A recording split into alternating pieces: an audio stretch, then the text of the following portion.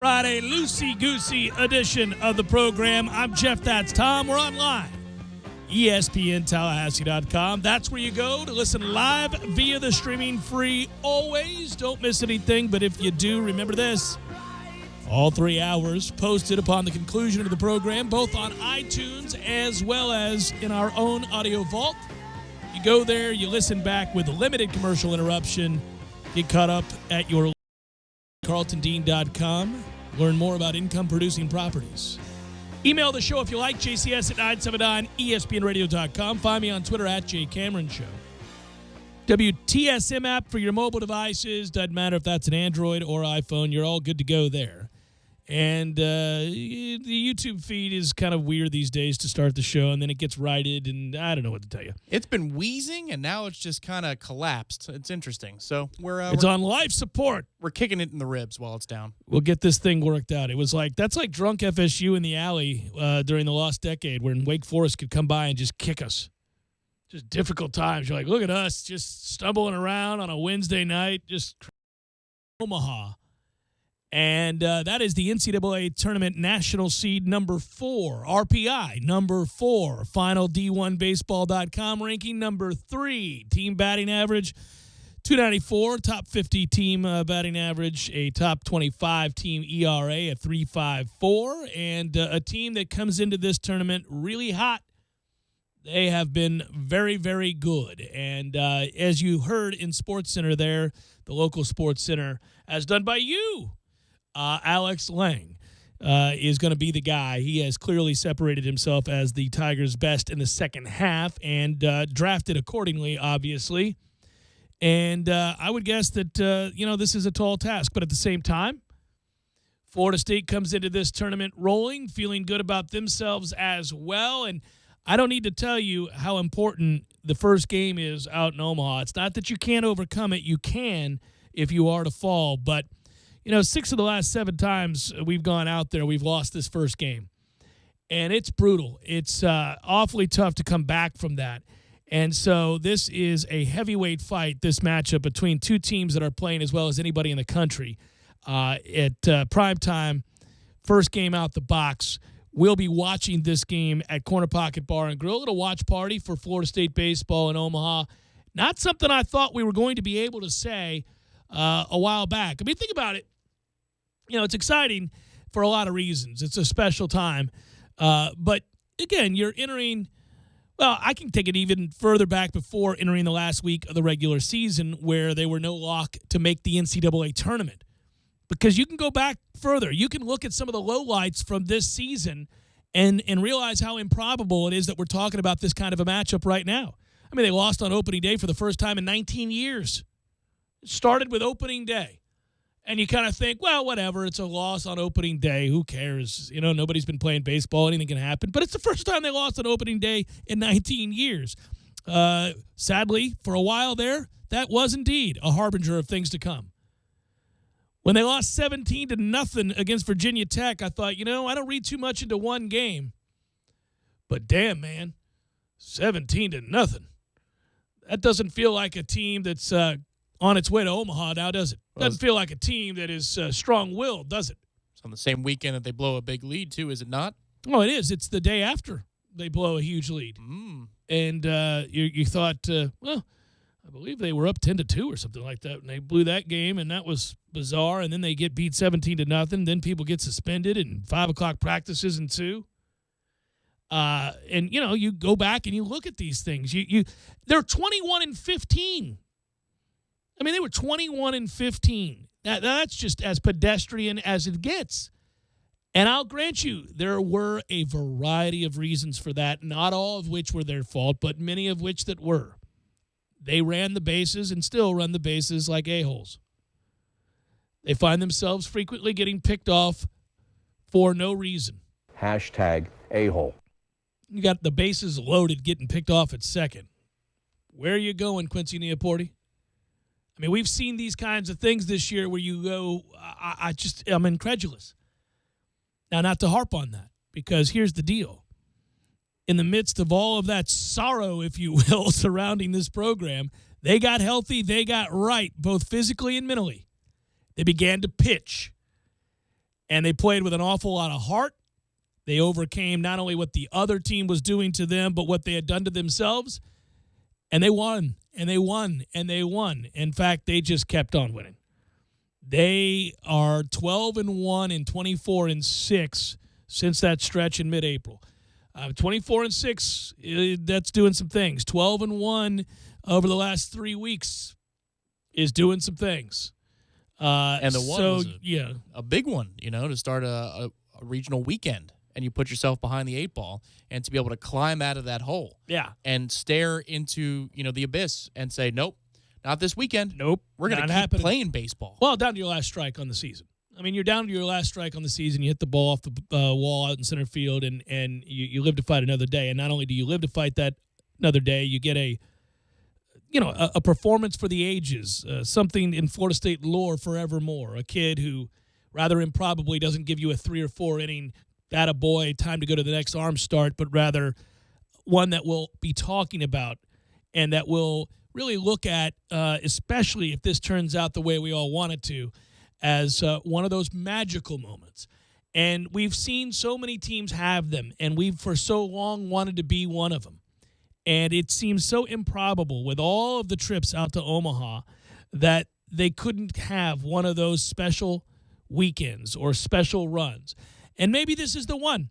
All I know is you can never win it if you're not getting out there on a regular basis. And so for them to buck up in the wake of all that I just described and get these wins and to play the way that they have and to go on the road and beat Louisville and then win the ACC tournament and even within that tournament have a heroic moment from out in right field, a throw that we'll talk about for a long time against Notre Dame, which allows for the ACC championship to be won from Wells. Just an amazing play. And then you go and you look at, obviously, in the super regional, what you're able to do there and coming back down 5 runs and coming all the way back and then stomping that ass the next day to punch your ticket. They're a resilient bunch. They're a fun bunch. And that even though they do things sometimes that leave you scratching your head, they're a likable bunch. They really are, because they do have a whole bunch of what for. And that's what helps them overcome an awful lot of these, it's one of those one step up, 2 step back type things sometimes, but they do find ways, and it's very impressive. And I think, again, we get back to a more important aspect of all of this. They're pitching. I mean, they're pitching pretty well. By and large, when you look at this stretch of 12-1, they're pitching well. I think also, this Florida State team, this particular team can take on a persona that so many before it could not, where the expectations were such that we're going to return to the College World Series, and we're going to do so maybe 2 or 3 times in your college career here at minimum. That was the 90s. Early 2000s, you had a couple more appearances, and then they've become sparse since then. But the reason that this year is unique is this team had expectations as a top 5 group and then completely fell off the cliff. Yeah. And they had to circle the wagons, build that chip on their shoulder, and look at what they've done. And if they're doing so in spite of the criticisms, then they can be the hunter. They can be the attacker out in Omaha, where I think a lot of Florida State teams, and this is independent of the fans, because when the first pitch is fired tomorrow night shortly after fans 8 p.m., have nothing to do with nothing at that point. But the fans are going, oh, boy, here we go again. But not this group. This group has been the hunter for the better part of a month. Taylor Wall's quote kind of really best illustrates that, Tom. He was quoted after the big win against Sam Houston State. And, he hits a home run, 3rd pitch of the game, I guess, and then basically says, I never really doubted it. Even when we weren't playing to the best of our potential, I still knew in the back of my mind we were going to Omaha. And if you listen to a lot of the guys, they have similar quotes. And later in the show, we'll have Eric Llewellyn on from TD Ameritrade Stadium, and we'll talk to him. He's there for practice, and we'll have an opportunity to talk to him about the team's mood and what that flight was like and how they've been since arriving in Omaha. But he said in his last appearance on this show that this group, you wouldn't have known that they were middling the way that they were for so long, because they always seem to carry themselves with this air of elite play, that they thought that they were better than their record indicated. And, you need that moxie. You need that what for. You need a group that says, we'll be all right. but they have to believe it. It can't be false bravado. And they showed that when the chips were down, they still had that in them. But liken it to a lot of professional franchises or other college franchises over the years that have not been able to get over the hump and win a title. And, a lot of times, especially in the pros, you have these home games, and you can feel the atmosphere in a stadium or in an arena when, for example, no Canadian team has won the Stanley Cup since 1993. It is crazy. Every time you bring that up, I think that is nuts. And even though rosters of every one of those Cup champions since then is littered with predominantly Canadians, Sure. it's still this weight on the nation. And I can remember back in 2004, the folks in Calgary, that building was nervous in Game 6. Tampa goes up there, wins that game. And there have been subsequent series with Canadian teams since then. Sometimes teams react to that, and sometimes they feel like they have to be the Sure. one. And there's this, if you're talking about the Red Sox team in 2004, they had to have a special kind of attitude to them because they're playing before a group that feels cursed. This Cubs team that just won the World Series, they're playing before a fan base that no one alive has seen them win a World Series. Sure. So there's this extra something, this extra mystique that you have to clear. The Bartman thing I happened. think that's completely true, yes. And I've thought it was true of this program for a very long time. But this group doesn't have that DNA. We don't think so. We don't think so. Yeah, I agree with you. I think the evidence suggests they don't, right? That they feel very good about it, and why not us? And they believe it. But what I'm saying is, okay, a 60-win team, in the early part of last decade, the expectations are there all season long, and you feel the weight, and it's building. It gets heavier with as each the season win goes along. With each win. It's even like its own phenomenon with Golden State last year. They win 73 games, and it's all for naught. The talking points. It's all for naught if they don't win the NBA championship. They're up 3-1 in the finals. They don't win it. But there's a different set, a different weight of expectations. The fact that this is a neutral site, the College World Series being played in Omaha, Nebraska, and not at Dick Howser Stadium, I think is probably a positive thing in that regard. So you don't feel 85% of people in the stands saying, oh, my God, are they actually going to do it? Or how are we going to screw this up? But also that this team has had to come from its back against the wall and climb all the way back to where they are. I think that they're in a unique position where a lot of Florida State teams that have made the College World Series have not been before. And that's a place where they can play loose. Well, it's also a team that I don't think that even if they are to lose, and I'm not assuming a loss whatsoever, but it is a singular game of baseball, so you recognize that possibility is out there. You're playing another really good baseball team who's hot as a firecracker. Some people think outside of Oregon State is kind of the favorite. I've heard a number of people believe that LSU is the team to watch for in this tournament, but the point is, this is a team that I don't think, because they've shown it and proved it time and again, I don't think this would be a team that just folds if they do fall tomorrow night. I think that there'll be plenty of fight left in this team, and I wouldn't count them out. There have been teams, I guess the point is, there have been teams that have gone out there that had a more fragile psyche. That was revealed in critical moments throughout the course of a season. And even though they amassed a great record, I thought, if things don't go well in this first game, they could be an O2 and Q candidate for sure. Like that. You've seen teams whose genetic makeup, if you will, is that way. Not this one. No, they'll fight. They'll fight you, and that's also kind of indicative of what you're describing. So, listen, at the end of the day,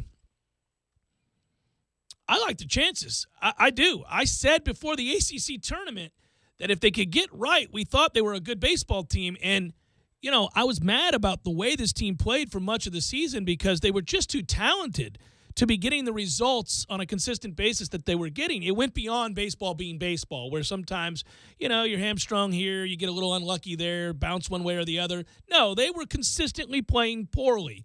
And that was frustrating because we knew too many good players on the team. They weren't pitching, and you knew Sands had stuff. You knew Holton had stuff. You said, what's going on here? Why can't this group put it together? But they did. They did put it together. And they play loose. They play like they're having a blast, and they're really talented. Well, that gives you as good a shot as anybody. And I've often said anybody that gets to the College World Series, anybody that gets to the College World Series is good enough to win a national title. You don't have to be the best team in the country. You don't. You just have to be the best team out there. Well, and truthfully, the cruel nature of baseball is you can play 2 good games and go 0-2 and Q. That's just the nature of baseball. I- You can play yeah. well twice. You're not Yeah. playing the same team twice. That's why. I mean, you Right. could be playing LSU, play a great game, lose 3-2 on a blooper, and then you're playing Oregon State because Fullerton got lucky and ran into a win tomorrow at 3 o'clock when they start. And then you're playing Oregon State in the losers bracket, and you lose another 3-2 game. Well- but you don't walk away feeling like you played poorly. You can there is that alternative. But just the nature of baseball is, well, damn, man. Yeah, I don't and feel like that's we where did you- anything to deserve this fate, but here we are. But on the other side of it, this team is so talented in all the facets that if they play up to that potential, well, you could easily see them coasting through and playing on Friday for, without having a loss on their record. It's just baseball is the ultimate slot machine. The frustration is that fact. You could play great, and it may not be good enough. But I will say this, and I have said it time and again, really every time they've ever gone out to Omaha. I think what rubs fans the wrong way is when you play a certain way during the regular season and you get into the postseason and you choose to change that. If you do that, you open yourself up to criticism. You don't necessarily open yourself up to criticism for losing. You open yourself up to criticism when you lose doing something different than you did in the regular season, because that speaks to the moment being too big for you as a coach when you change the way you manage.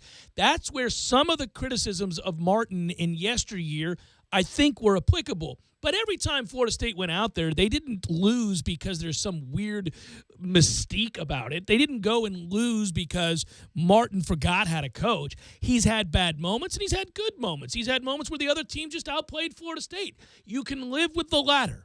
You can live with that. You're fine with that. Baseball's baseball. It happens. If you go play well, you pick up the baseball, you run the bases, relatively smart. You're not out there like a bunch of children forgetting how to play the game. If you play well and you get beat, tip of the cap. But if you play poorly and you do things differently, then the criticism becomes, deafening. I know that, FSU baseball diehards here in Tallahassee can cite chapter and verse when you bring that up. Well, if you did something differently in Omaha. But just as an example to those who may be new to the College World Series experience or, listen to the show, not necessarily for baseball, but they like the show anyway. Think about what Joe Madden did in the World Series last year. He tried to lose. The moment, right? And bringing Chapman in a situation that Chapman's not even comfortable in. Aside from what Aroldis Chapman is as a human being, that's a manager losing his cool in the moment. And a really good manager who's known for not losing his cool most of the time in the biggest of moments.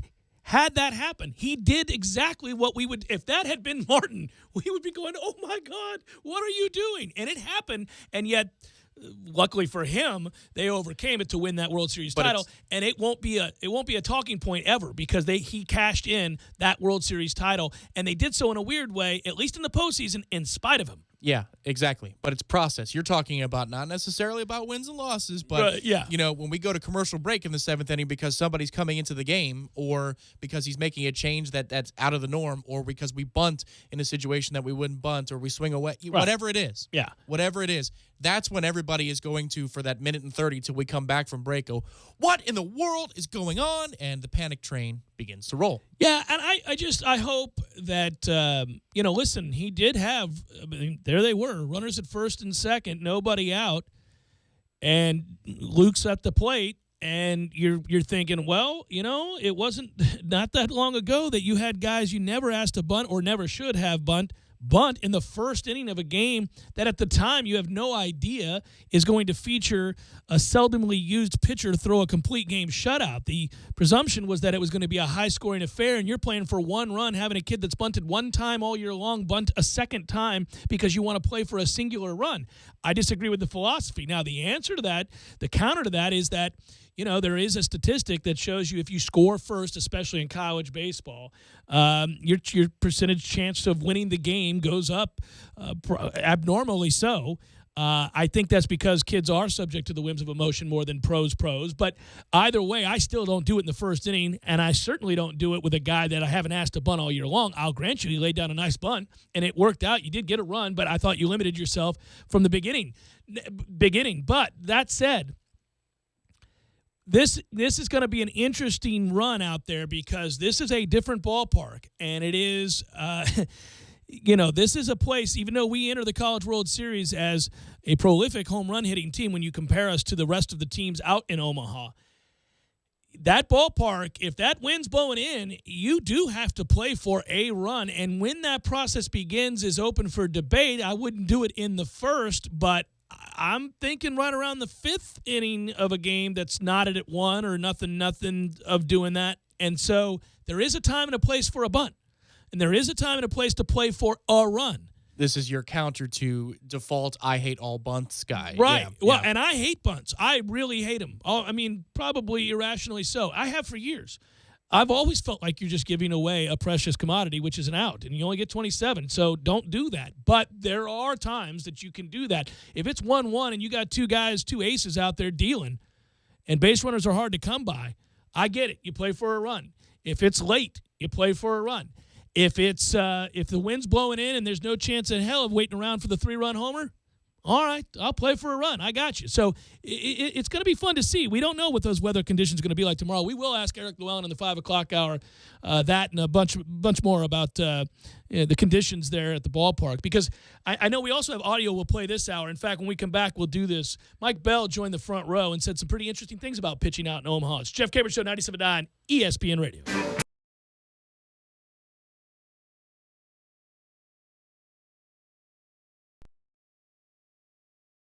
When you're in need of auto repairs, look no further than Nice Tire and Auto Service. Nice has been in business for 16 years with long-term, knowledgeable sales associates. They have the latest wheel balancing machine in the industry. And for passenger vehicles, they service AC, brakes, suspension, tune-ups, and much more. Never sit through a long wait. Nice Tire and Auto has 10 service bays to get you back on the road quickly. If you have tire problems, check out their large inventory with various Goodyear and Michelin tires. Nice Tire and Auto Service, 4792 Bluntstown Highway, 574-4100. You put your mower through a lot. All that back and forth can add up to thousands of miles. That's like mowing cross country. Gravely commercial mowers are built for all-day performance, helping you get the job done mile after mile. Gravely, built to mow the distance. Get your Gravely motor only at TNT Supercenter, your one-stop shop for work or play. 14585 Highway 19 South, Thomasville, Georgia. TNTSupercenter.com. I'm talking tough, like a state of mind. Tough, like a soldier on the front line. Tough when it gets rough, like my Ford truck. Always enough. I'm talking tough. Franklin Spring Creek Ford, the place to find your next truck in southern Georgia. I'm talking tough. Hey y'all, we're Chris and Preston from Low Cash. Head to Franklin Spring Creek Ford and see them about all of your vehicle needs. Metro Deli, MetroDeliTally.com. That's MetroDeliTally.com. Listen up. Dad is the man, and Beefs has a plan. Get to Beef O'Brady's on Father's Day. Buy a meal of equal or greater value, and he'll eat for free. So this Sunday, beef up Father's Day at participating locations. See Beefs for details. At Lowe's, we know that pros need to be ready. Ready to frame, ready to drill, ready to hang and install. And during the Ready to Reframe event, Lowe's has everything a pro needs for less. Now through June 18th at Lowe's, pro customers can save up to 15% on select in-stock Reliabuilt Masonite and Gelled Wen doors. Plus save up to 15% on select in-stock Pella windows. See Lowe'sForPros.com or the Pro Desk in-store for details. Selection varies by store, U.S. only. Levi's and Macy's want to say bravo to all those who waited to do their Father's Day shopping. Procrastination, congratulations all around. You knew you needed to go shopping, but sometimes putting it off pays off. Like right now. Get to Macy's and get Levi's 505 jeans for just $36.99. Yes, Levi's 505 jeans, ordinarily $59.50, are just $36.99. But this price will be gone in just days, so don't tempt fate by waiting a second longer. Visit your nearest Macy's store or Macy's.com today. Hey, Wally Woodham here. In 1974, I set the national high school passing record at Leon High with 3,560 yards. Jimmy Jordan here. Wally, I broke your passing record at Leon the very next year. Well, Jimmy, in our 3 years together at FSU, I threw for 22 touchdown passes. Wally, that's pretty good, but I had 39. Well, Jimmy, look at the deal I got at AAA Transmission. That's a pretty good deal, Wally. At least your car's a winner. Don't put off your auto repairs. Stop in at AAA Transmission and ask for owner Tim Pridgeon, servicing Tallahassee for over 30 years. AAA Transmission, 1023 North Monroe Street, or call them at 222-2532. Feeling seafood, but the usual spots aren't calling your name? The all-new Saltwater Seafood Company is the place to be. Happy hour is Monday through Friday from 3 to 7 p.m., featuring $3 drafts, $3 house wines, $3 wells, and half-off apps and oysters at the bar. Stop in for brunch every Saturday and Sunday starting at 11 a.m. The all-new Saltwater Seafood Company, an original seafood and cocktail lounge, 1926 Capitol Circle Northeast. Call them at 329-2105 or head on over to saltwaterseafoodcompany.com to check out their brand new menu. This Day in Sports, brought to you by Superlube, 19 Tallahassee area locations. Quick, convenient, no appointment necessary. Get your history lesson weekdays at 5:30 during the Jeff Cameron Show, right here on 97.9 ESPN Radio. Get your weekend started right here on 97.9 ESPN Radio. Saturdays at 6 a.m. with Fishing Florida Radio. Listen to the three amigos, Boudreaux, Steve Chapman, and Captain Mike Ortega as they catch you up to speed on what's new and biting in the North Florida region. Big-time guests, celebrities, interviews, and 3 hours of the fishing info you need. Fishing Florida Radio is brought to you by Sea Quarters Marina off Highway 98 in Carabel. Sea Quarters Marina, your full-service marina, and presented by Hobbit American Grill, locally owned and operated since 1978. Hi everyone, this is Gabe Grass, founder of Grasslands Brewing Company. You and your friends are invited for a night of celebration at Grasslands Taproom on June 29th from 6 to 10 p.m. as we finally started brewing on our production system and we're ready to distribute our kegs to a bar or restaurant near you. There will be live music by Tuesday Supper Club on the Garages on Games patio, brewery tours, food pairings by St. Everest Sausage House, and of course, Grasslands core beers and special releases just for the occasion. It's because of you that we've come this far, and we're extremely thankful. Come celebrate with us on the 29th. Prost. This is the Jeff Cameron Show. Jeff Cameron Show on 97.9 ESPN Radio.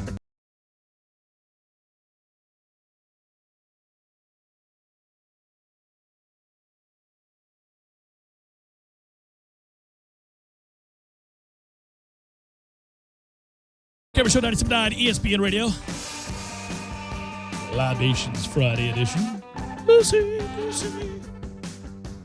If you missed anything from yesterday's show, like the Jameis Winston interview, you should go and find it. ESPNTallahassee.com. You'll find the archived audio there. You could use the WTSM app and find the archived audio that way. You could go to iTunes and find it there, or you could go on the YouTube feed and find it there. Which we have on our Facebook page. Boom. Or the Twitter feed. Just like that. And it's a fantastic interview, and we want to thank the Bucs and thank Jameis Winston as well for taking the time to do the interview, but not only do the interview, to give of himself. He's pretty guarded most days. I would be too if I were him, having been burned by irresponsible media in the past, but this worked out well because I thought it was a genuine exchange, and it was a lot of fun. We'll do it again down the line. That said, speaking of audio, this is Mike Bell, pitching coach, Florida State University, having joined the guys from the front row, Tom and Keith, and they were asking about pitching out in Omaha. I thought this soundbite was pertinent, so here it is. Will you instruct your squad to pitch a little less on the edges and more over the plate when you get to a Ameritrade, a bigger park, or a park that's hard to get the ball out of? And that's a great question because the old Rosenblatt, you would have been pitching more to the corners or off the corners, where now the way the field's flipped around and you still have to kind of see, hey, is it a hot day? Is it a colder day? The one thing about Midwest baseball, you have your scouting reports. And this is one thing I learned, coaching in the Big 12 at Oklahoma is you got to pitch to the park each and every day. There's certain days where it can get a little dicey out there and that wind's going different ways. You're going to have to change from one side of the plate to the other. Ultimately, we pitch off of our guys' strengths. We know the hitter's weaknesses, but we ultimately pitch off of our pitcher's strengths. Whether we have a lead, whether we don't have a lead. Are we in attack mode or are we in a shutdown mode where we can't afford to give up any more? But we'll find out once we're there if we're going to be more of attack mode. The one thing that we've preached with these guys, even from the middle of the season to the end, is stick to the process, stick to what we're trying to do, and let's win the day. And let's not try to get caught up with too much of what's going on outside. Is it safe to assume that on Saturday, everybody other than Parrish would be available? You'd go get Sands or Carp or whoever if you need them in that game? That's the way that's the way we will prepare. And as I tell guys at the beginning of the year, the game will dictate who's going to come in the ball game. The game's going to tell us what options we have, and whether it's a score, whether it's the inning. The game is going to determine that. But I can tell you this, as you said, pretty much everybody besides Parrish should be ready to go. So, I think it's an interesting decision to have to make if you're a pitching coach in a different, it's different for obviously the offensive side of things too. That ballpark has been very odd. There have been College World Series that play out, you just can't hit it out of the yard. There were 3 home runs one year hit in the entirety of the College World Series. And then there have been years where, one team has hit 9 home runs. It's been very strange. So it does change your strategy from game to game just based on the wind. But, when that wind is blowing in, you ought not walk people. Let's just put it that way. Fire the ball over the plate. Well, this is a ballpark if the wind is neutral or it's blowing the way it usually does, where, at the end of games, let's be frank, a guy like Drew Carlton pitches to contact. You feel a whole lot better with Carlton coming in a game in a ballpark such as this than you would, say, at Dick Howser Stadium, for example, where there's a short porch to right field. So, yeah, it'll be interesting. And that's something that, it feels like a golf major. And, of course, this is the week of the U.S. Open, so that's probably why it's top of the mind. But you feel like the weather matters more. Wrigley Park is like that too. The weather is going to matter a whole lot. So, for those of you who just want to watch it on TV and enjoy the weekend, at least pay attention to see, what the announcers are saying, or if you can find a quick report on Twitter about what the weather is doing. That demands and dictates a whole lot for the coaching staff from a strategy standpoint. You get a sense about tomorrow night? By the way, we'll be at Corner Pocket Bar and Grill tomorrow night, 8 o'clock for first pitch, Florida State LSU. I feel like it's going to be a one of those 5-4 type games. I think we're going to be sweating this sucker out. I feel like it's going to be a well-played game. I don't think there will be an abundance of offense, but enough. I like that, and if this information's right, I have it on SportsCenter, so I hope it is, but, we're the lower seed. I like that we're the away team. I like that we get a chance to come up to the plate first and see if we can scratch a run across and set the tone.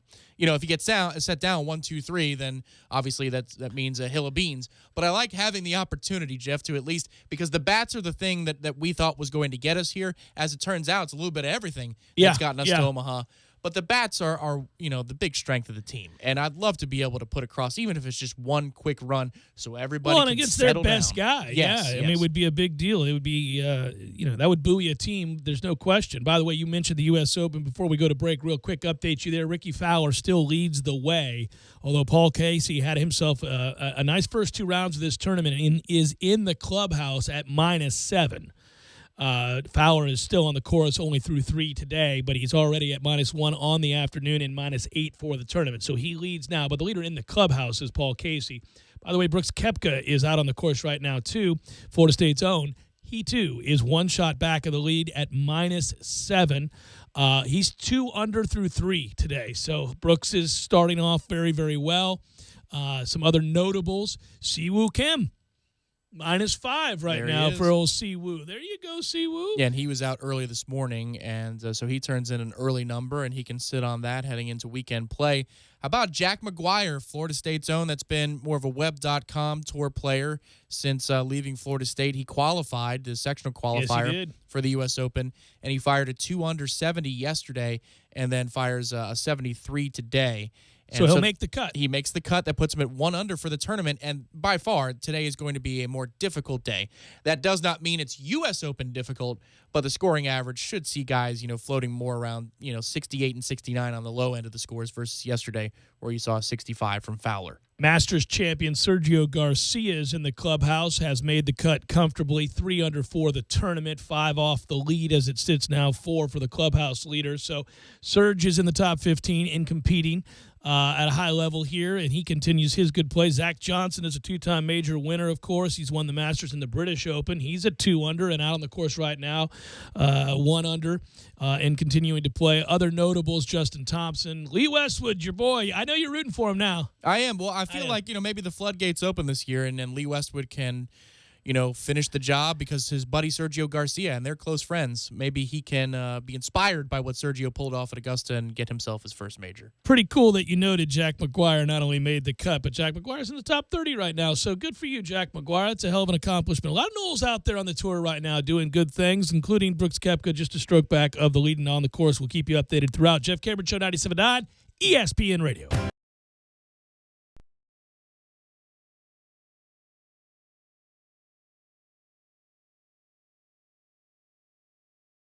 When you're in need of auto repairs, look no further than Nice Tire and Auto Service. Nice has been in business for 16 years with long-term, knowledgeable sales associates. They have the latest wheel balancing machine in the industry. And for passenger vehicles, they service AC, brakes, suspension, tune-ups, and much more. Never sit through a long wait. Nice Tire and Auto has 10 service bays to get you back on the road quickly. If you have tire problems, check out their large inventory with various Goodyear and Michelin tires. Nice Tire and Auto Service, 4792 Bluntstown Highway, 574-4100.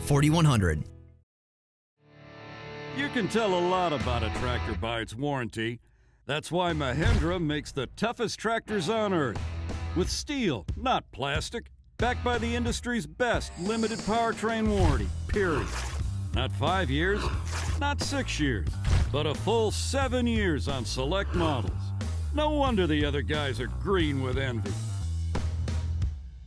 No money down, 0% interest, and no payments until July. Available at TNT Supercenter. I'm talking tough, like a state of mind. Tough, like a soldier on the front line. Tough when it gets rough, like my Ford truck. Always enough. I'm talking tough. Franklin Spring Creek Ford, the place to find your next truck in southern Georgia. I'm talking tough. Hey y'all, we're Chris and Preston from Low Cash. Head to Franklin Spring Creek Ford and see them about all of your vehicle needs. Your family, the Parker Brothers tell you the truth. We'll fix your roof, 'cause it's what we do. With quality, integrity, and pride. Parker Brothers Roofing, professional every time. Stay safe and dry inside. Hey, this is Travis with Parker Brothers Roofing. No one besides us wants to hear that you need a new roof. It's one of the biggest home improvements you have to make, and Parker Brothers Roofing understands. We now offer financing for 0% over 60 months. Yes, that's 5 years. Call us today for 5 years interest-free financing on that new roof. 656-8112. That's 656-8112, or go to parkerbrothersroofing.net. Parker Brothers Roofing, professional every time. Stay safe and dry inside. License number CCC 049350. Miller's Tree Service, we go out on a limb for you. Hey, this is Clay Culpepper with Miller's Tree Service. Summertime is here and storm season is right around the corner. We offer free consultations with a certified arborist where we meet with you and advise you on which trees are healthy, diseased, dead, or ones that may need trimming or even removal. Miller's Tree Service, we go out on a limb for you. Give us a call at 894-TREE. Oh no! My lunch has been ravaged by ants. Go to Bandito's Burritos. I have known for some time now that some insurance companies are not exactly being truthful with their customers, stating such things as if you do not use one of their approved body shops, they will not guarantee the repairs, or it may cost you more out of pocket. Here at Lisa's Paint and Body Shop, the work we do is guaranteed for as long as you own your vehicle. Lisa's Paint and Body Shop, 385-2665. License number MP46050. If you weren't the owner of Gordo's and all those wonderful restaurants, Eddie, what would you be doing? You know, I think I'd want to be I don't know what I'd want to be, a boat captain or a cowboy. Do you know how to use a lasso? No. You'd have to do that if you were a cowboy. Yeah, but I've never even been on a horse. It's not my place to be on a horse. I agree. And the horse thanks you. Gordo's, bringing the flavor and flair of Cuban food to Tallahassee since 1996. Hi, Chris Kraft for Kraft Nissan. How do I convey to you just how good the incentives and discounts are on America's fastest growing car company, Nissan? Seriously, please shop Kraft Nissan before you buy. No one has the incentives and low prices we have. Not Toyota, Chevy, Ford, Honda, or Hyundai. $5,800 in savings on Altima SR. Brand new automatic Frontier pickup starting at just $21,800. 0% interest for 72 months on our most popular popular models, rebates up to $10,000, and no payments until football season. I'm telling you, in the over 30 years I've been in the car business, I've never seen such incentives and low prices. I've got pages and pages of special interest rates, rebates, and bonus cash. Kraft Nissan even has a factory rebate for any credit score under 625 to help you with your down payment. Here's the deal. Nissan is America's fastest growing car company, and they want to be number one, and they're buying market share. So please, before you buy, check out Kraft Nissan's exciting lineup of new vehicles. That's all I ask. Stop by Kraft Nissan and look. Kraft Nissan on Mahan Drive between Academy Sports and Costco. Price includes dealer preparation charge. Tallahassee Sports Center. I'm Tom Lang. The 5-year wait is nearly over, but will the Noles end a program-long drought in Omaha? Florida State's first College World Series since 2012 begins tomorrow night in a tilt with LSU, and first pitch is shortly after 8 p.m. inside TD Ameritrade Park in Omaha, Nebraska. The Noles, serving as the away team for Game 1, send Tyler Holcomb to the mound opposite LSU's Alex Lang, a first-round pick in this week's MLB draft. The rest of the weekend slate looks like this in Omaha. On Florida State's side of the bracket, Cal State Fullerton takes on Oregon State tomorrow at 3 p.m. on ESPN, while Sunday's action features Texas A&M and Louisville at 2 p.m. on ESPN, followed by TCU and Florida at 7 p.m. on ESPN2. The U.S. Open's second round continues today at Erin Hills, and highlights from the morning play includes a 71 from Englishman Paul Casey, who stands at 7 under par for the championship. Why is that 71 significant? Casey overcame a triple bogey 8 on the par 5 14th hole. Live from the Dale Earnhardt Jr. Buick GMC Cadillac Studios in the capital city of Tallahassee, this is the Jeff Cameron Show on 97.9 ESPN Radio. It's Libations Friday. Brought to you by Corner Pocket Bar and Grill. Corner Pocket Bar and Grill on Appalachian Parkway. Tallahassee loves the Corner Pocket.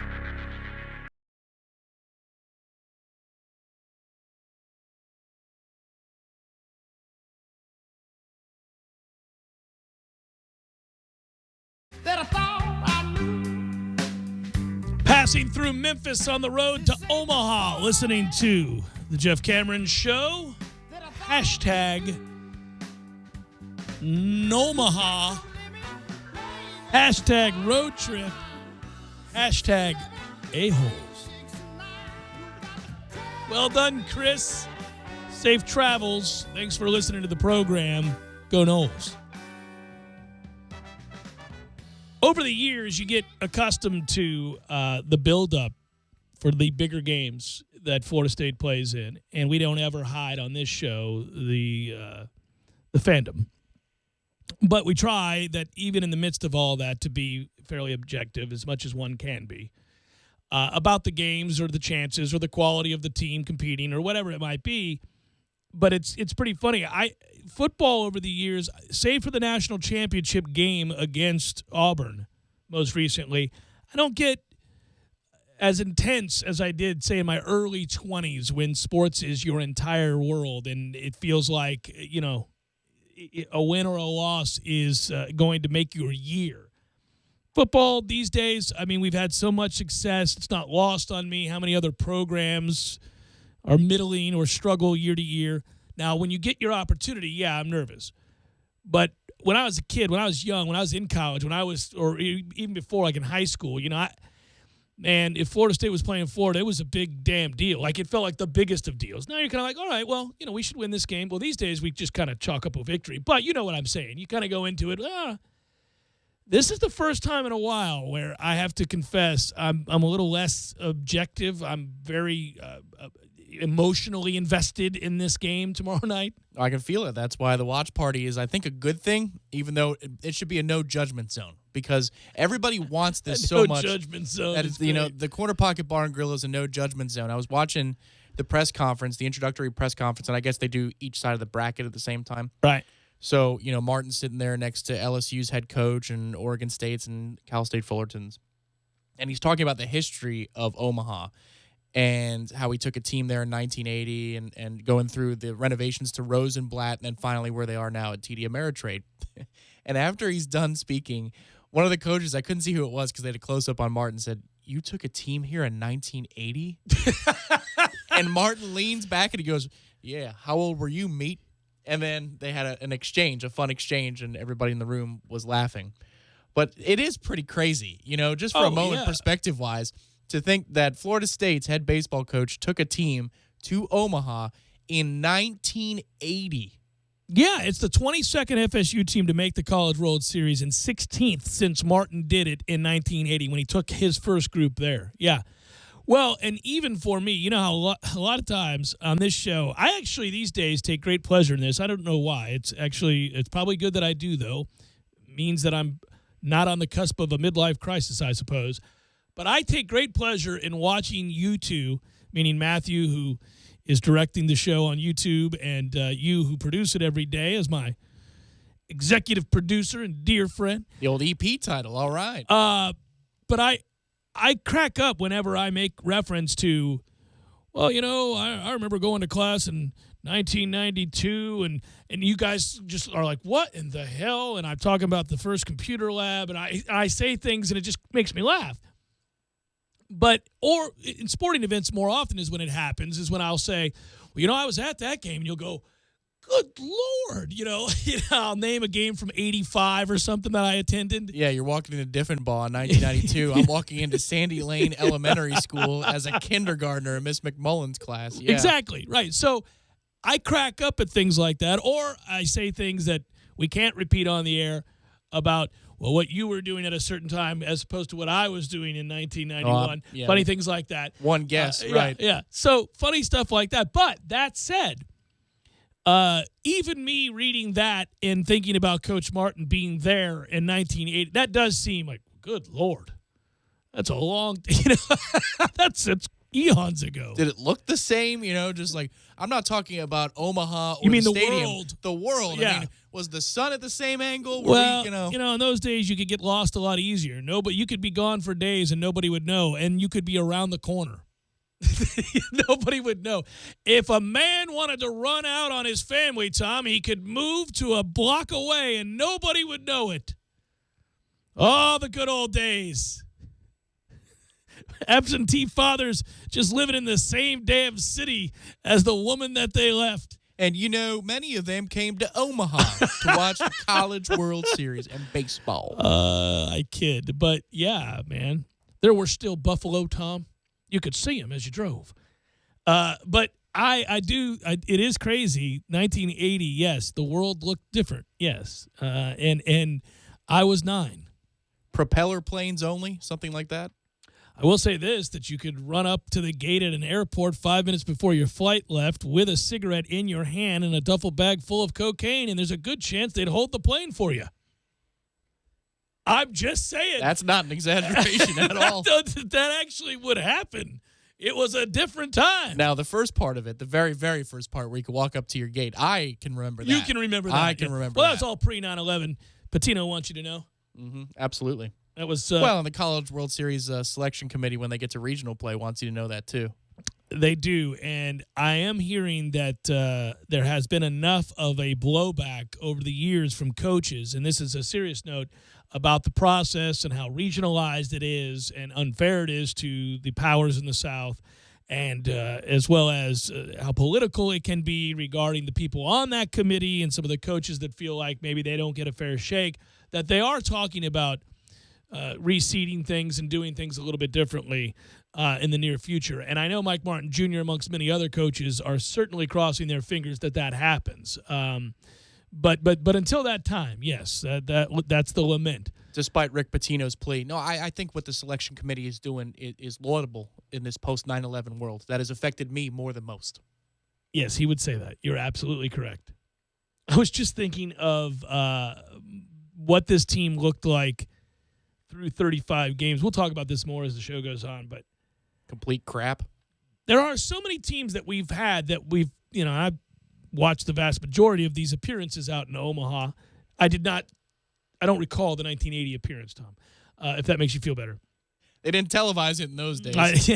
Well, there was only black and white televisions at that time. The wide world of sports was too busy covering some other event. 3 channels, that's what you got. Before WTOG. But anyhow, that said, I can think about the different kinds of teams we've had out there, the fully loaded teams, ones with Golden Spikes Award winners on them, and teams that I thought that this pitching will not let us down. It doesn't matter what Rosenblatt is. We're winning this series, etc. I can think of the great moments and the sad moments, the walk-offs and the crushing defeats. But very few teams' resumes have looked like this one.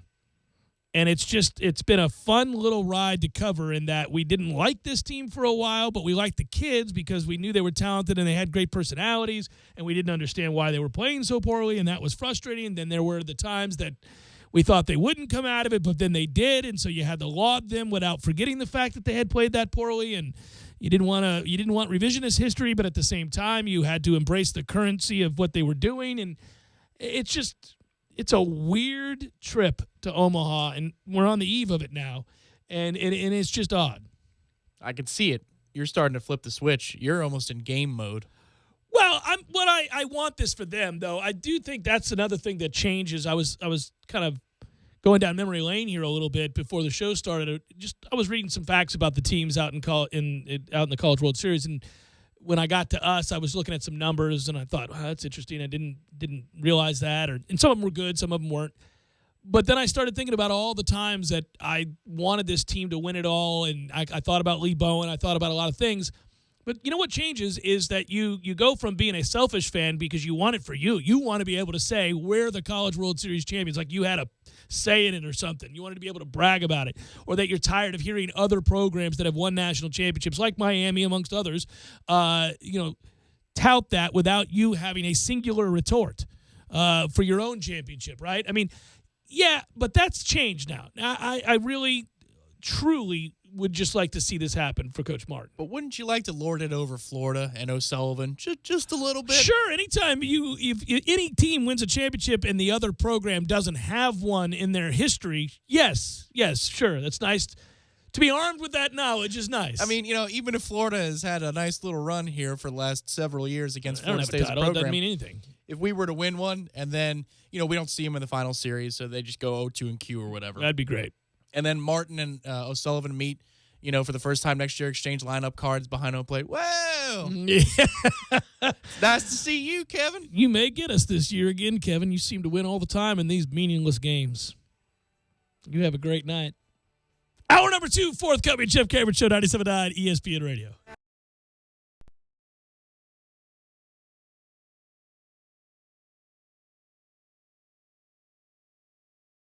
When you're in need of auto repairs, look no further than Nice Tire and Auto Service. Nice has been in business for 16 years with long-term, knowledgeable sales associates. They have the latest wheel balancing machine in the industry. And for passenger vehicles, they service AC, brakes, suspension, tune-ups, and much more. Never sit through a long wait. Nice Tire and Auto has 10 service bays to get you back on the road quickly. If you have tire problems, check out their large inventory with various Goodyear and Michelin tires. Nice Tire and Auto Service, 4792 Bluntstown Highway, 574-4100.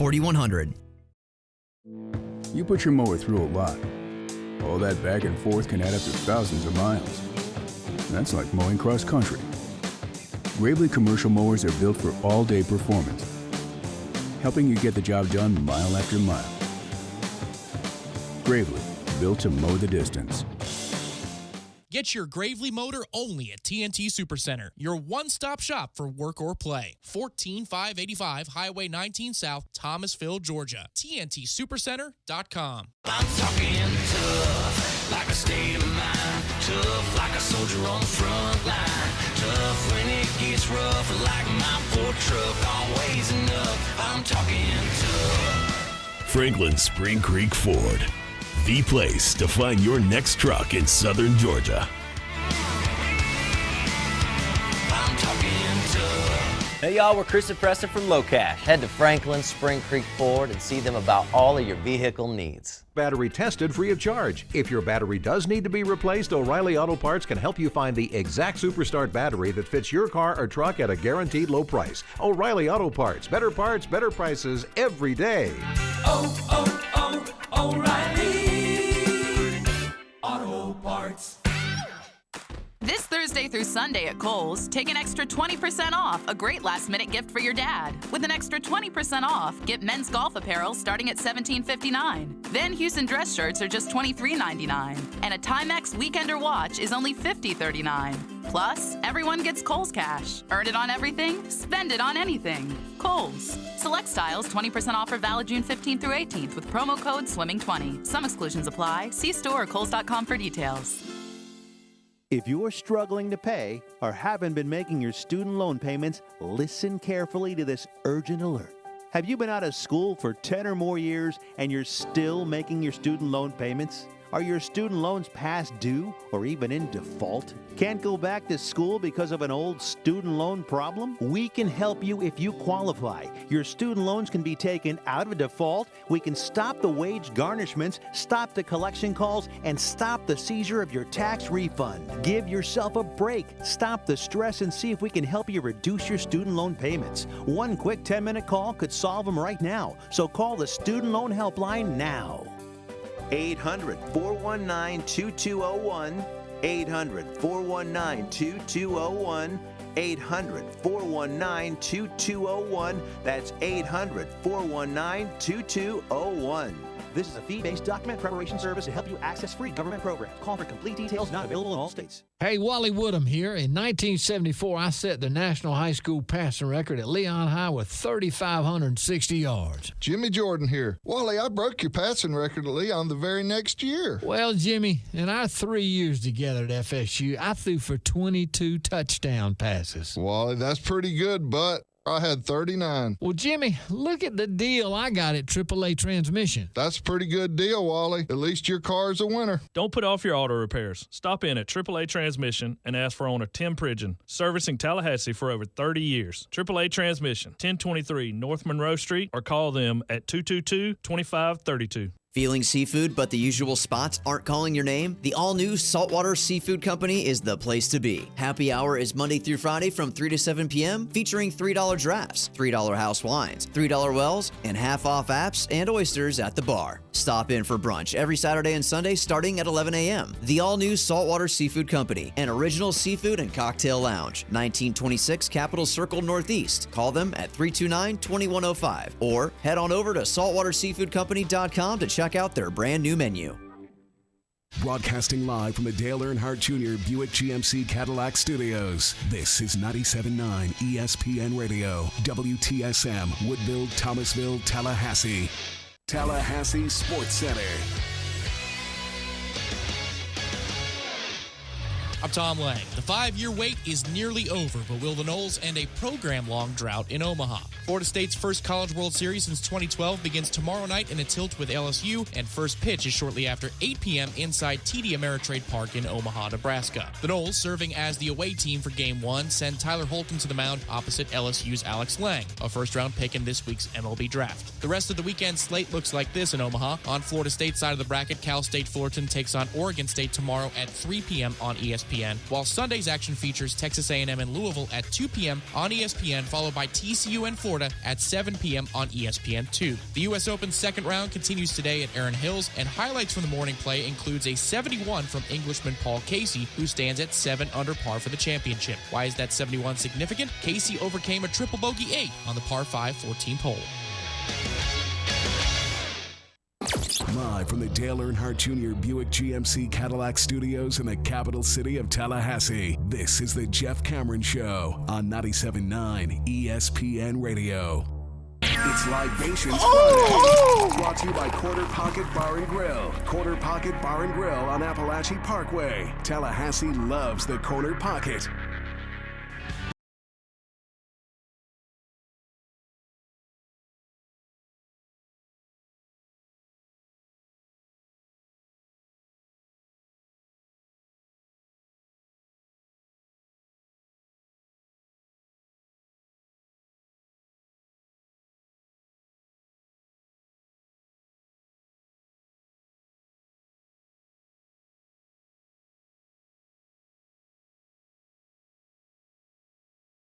Number 2, Jeff Cameron Show, 97.9 ESPN Radio. Happy Libations Friday, everybody. Hope you're well. All right. A little loosey-goosey edition of the Jeff Cameron Show. I am Jeff. Hey. And that's Tom. We're online, ESPNTallahassee.com. That's where you go to listen live via the streaming free. Always. Don't miss anything, but if you do, go get caught up at your leisure. It'll be brought to you by our good friend Carlton Dean, carltondean.com, which I might note, teaching you ways to make money in commercial real estate, income-producing properties out there, off-market deals. He and the fine folks at SVN helping you out. Go check it out, carltondean.com. Email the show if you want. It's jcs@979espnradio.com. Find me on Twitter at jcameronshow and the WTSM app. Good for your mobile devices. YouTube feed is up, ESPN Tallahassee. You can watch it there. A lot of people pumped for this game. I can tell by the inbox. Tomorrow night, we will be at Corner Pocket Bar and Grill, Vegas Wall. We will have the friendly confines there of the CP. It's a baseball-friendly place. It's a good place to watch a big game like this. So if you feel like coming out, you get the opportunity, please stop by. It's off of Appalachian Parkway. Great food, good people, tons of television. So anywhere you sit, you'll be able to take it all in. And, they got the tall beers. They're tasty, too. Might need one. Oh, yeah. Maybe some Carolina Gold barbecue wings. Did you go with the hot? I told you, the hot I did. Carolina Gold combo is nice there, huh? It is. Oh, that's a nice combo. Yeah, buddy. That's what you do right there. It's a 1-2 punch. It's a little what for to you. I like that. It's one of my favorites. At the U.S. Open, you'll see a steady diet of elite players not making the cut or on the cusp of not making the cut. It's crazy what that course, despite expansive fairways, have done. Jason Day looked like a clown show at +9 at one point. I don't know what he finished at, but he's not making the cut, not even close to making the cut, like not remotely close to making the cut. And there's a chance that him, along with Rory McIlroy, Dustin Johnson, Jordan Spieth, amongst others, will not be around for the weekend. Now, we know Rory won't be, and we know Day won't be. Spieth and Johnson have a shot to be, but will have to play well throughout the rest of the afternoon. Meanwhile, your leader is Ricky Fowler at -8. Jason Day finished his 2 rounds at 10 over par for the U.S. Open. So there you go. Rory McIlroy was +6, a more respectable +6 that isn't going to even sniff anywhere close to the cut. No, Paul Casey had himself a fine first 2 rounds. He's in the clubhouse at -7. Out on the course, 2 people are at 8 under. One of them is Florida State's Brooks Koepka, tied with Ricky Fowler. He's played 5 holes, is 3 under on the afternoon. Ricky is, of course, 1 under on the day and -8 for the tournament. He fired a 65 yesterday and looked very comfortable over the golf ball. Here's why it's time to get nervous in a good way for Brooks, not only because he's at the top of the leaderboard, but he started on the back 9. And so when he gets to his turn, that's 18 to 1, back-to-back par 5s. So he still has 3 par 5s to play.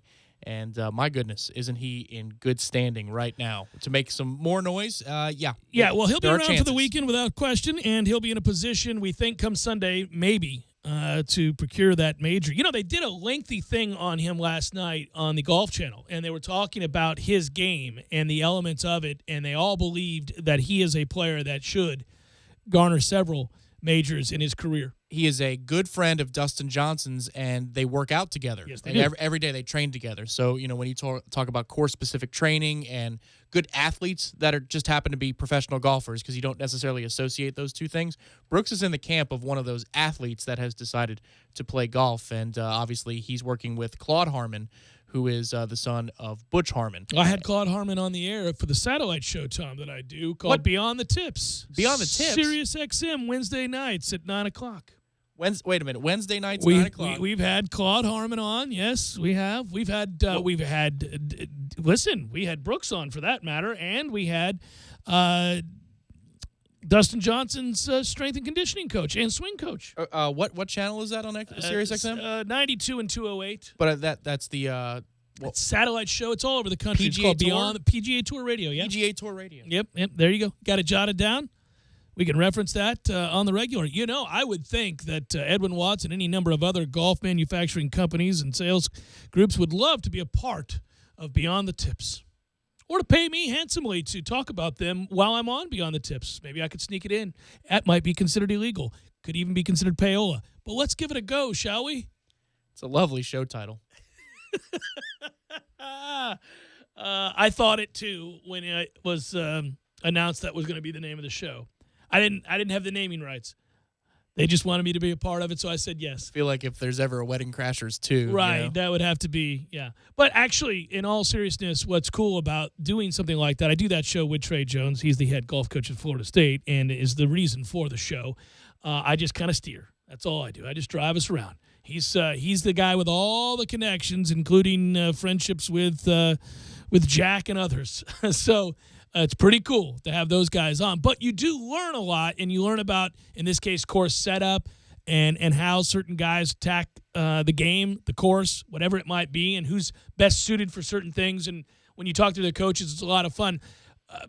The thing about Brooks is that he possesses enormous confidence. And that's, you could say that's code for arrogance. I don't think there's a professional golfer on the PGA Tour who's worth his salt that doesn't have a level of confidence that borders on arrogance. You have to have and you know this, you played high school golf, you know the pressures that one feels standing over a golf ball when the shot matters and it's not just a weekend with your buddy.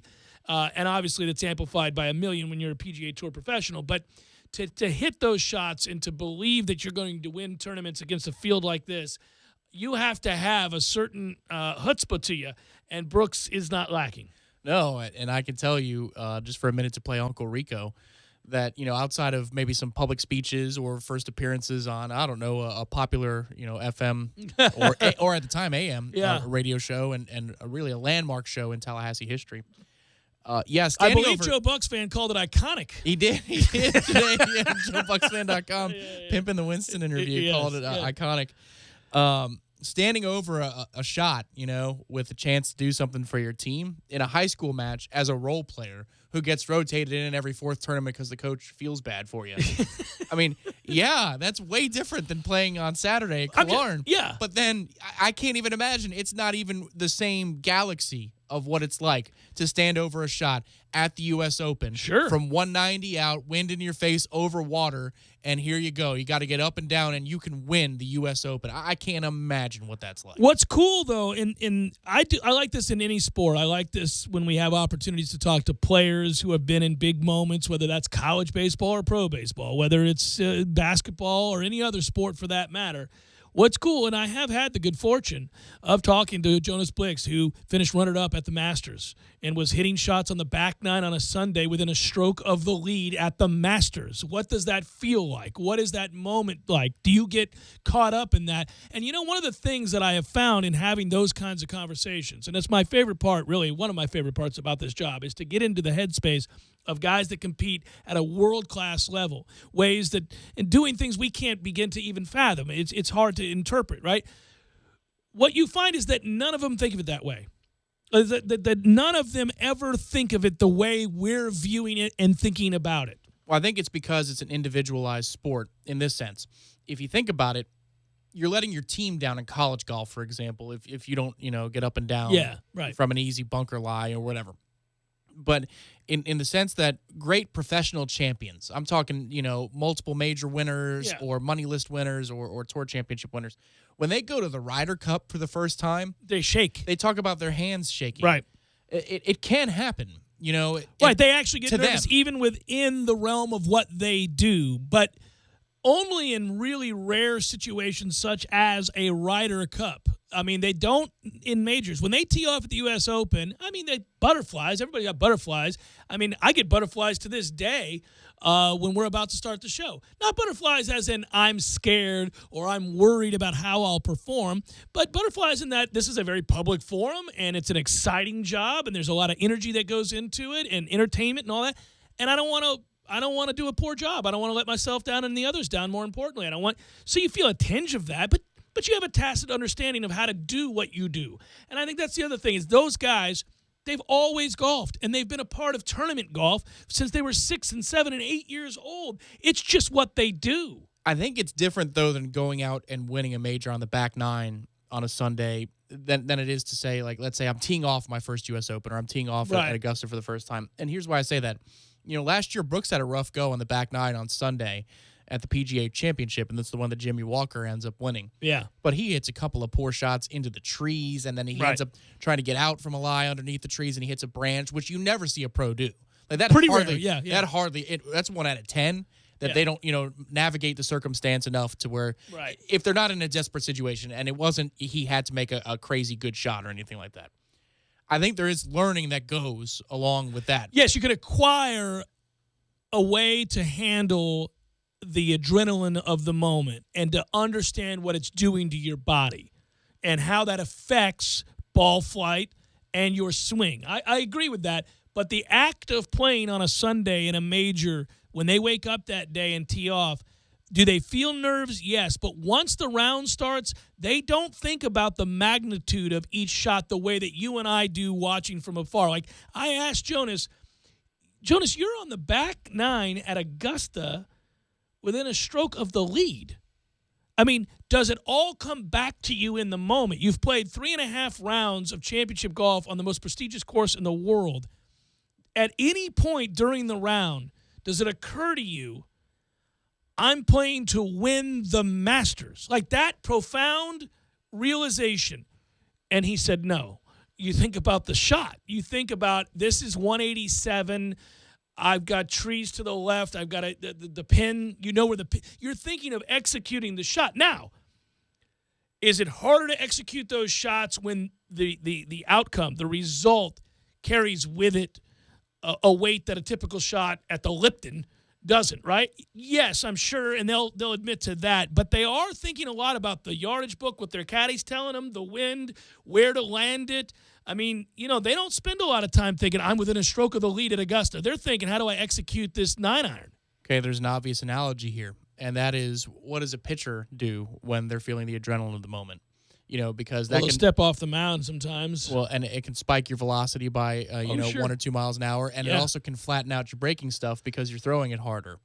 So if you're somebody like, I don't know, Tyler Holton in Omaha, Nebraska tomorrow. Yeah, what do you do? Right. What do you do? I mean, because I think how do you handle it? I think the great thing is for him, he had the learning experience of pitching in a Game 1 circumstance last week in the Super Regional. That's typically not his job. It wasn't his job in the regional. That's true, yeah. And I think that he got to face that, hornet's nest, even though it's his own ballpark.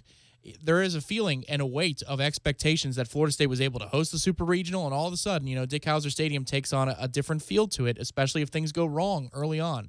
And he got to feel that adversity and feel that pressure on his chest, and then find a way to power through it and pitch 6 strong innings, because now he's got to set the pace again, something that he's not used to typically. He at least got a chance to go through it. I do think it's important. I think you're right that it's important. I know this too, and as it pertains to big moments, big games, and it's different in college sports because, again, they're just kids for the most part. I know they're legally adults, but they're just kids. They haven't had a ton of life experience and pressure moments, and they also haven't had too many moments, especially if you are on a full scholarship at LSU or Florida State or any other elite baseball program. They haven't had too many moments in which they weren't the best player on the field. And that also changes things. When you're the best player and you know it and you carry that confidence into any big moment, then you execute better than the poor guy who's really striving to overcome some of his deficiencies and who knows he's not as good as you are, right? I mean, that's different.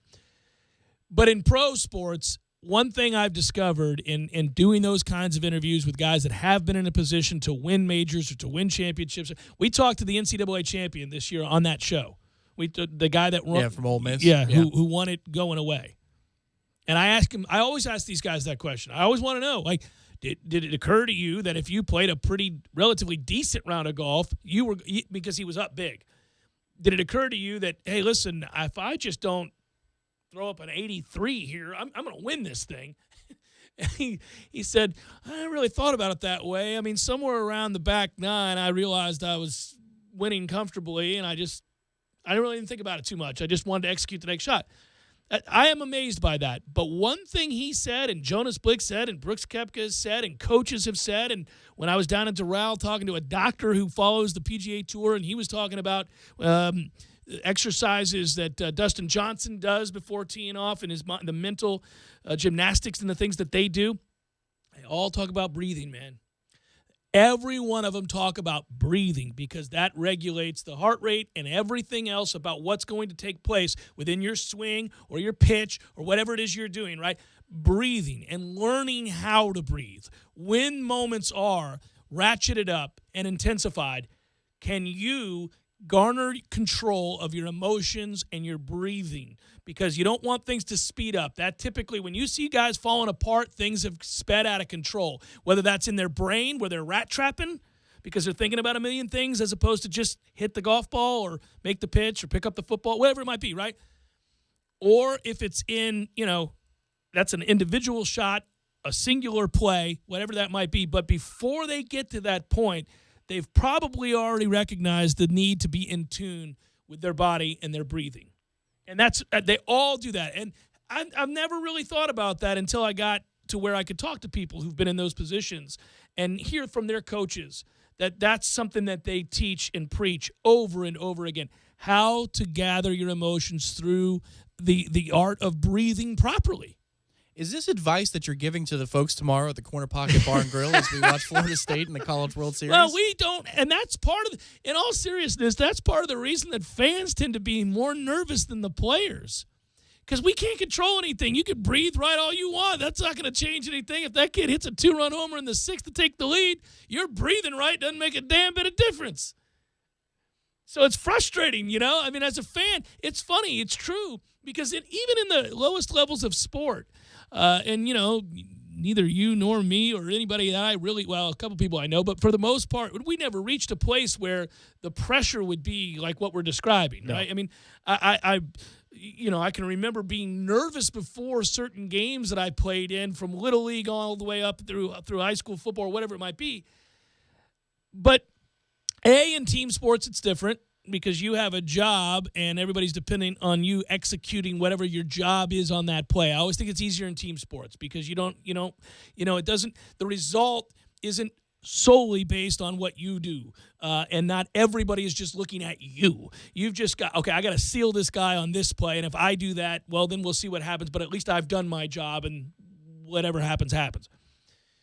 But when you remove yourself from the playing field at the lowest levels, whether it's high school golf or it's junior soccer or whatever, when you are watching somebody who you really care about and you're far more nervous. I think you're far more nervous as somebody viewing. And I bet that's true tomorrow. I bet that we're watching that game more nervous than Quincy Neaporte is. Right? I mean, do you think he can't wait to do his next shotgun a beer celebration at second base when he hits one into the gap. Yeah, but I mean, do you think really he sits up there and is really all that worried? We're more worried than he is, and that's a good thing. It's a good thing. I wouldn't want him. Well, it's his job to keep everybody, on their toes, loose, on their feet, baby, yeah, on the ground, not floating up in the air above TD Ameritrade. The shotgun thing was really quite cool.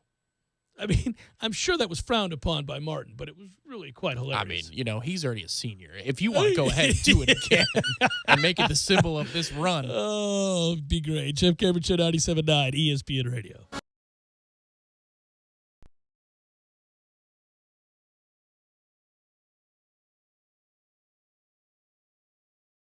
When you're in need of auto repairs, look no further than Nice Tire and Auto Service. Nice has been in business for 16 years with long-term, knowledgeable sales associates. They have the latest wheel balancing machine in the industry. And for passenger vehicles, they service AC, brakes, suspension, tune-ups, and much more. Never sit through a long wait. Nice Tire and Auto has 10 service bays to get you back on the road quickly. If you have tire problems, check out their large inventory with various Goodyear and Michelin tires. Nice Tire and Auto Service, 4792 Bluntstown Highway, 574-4100.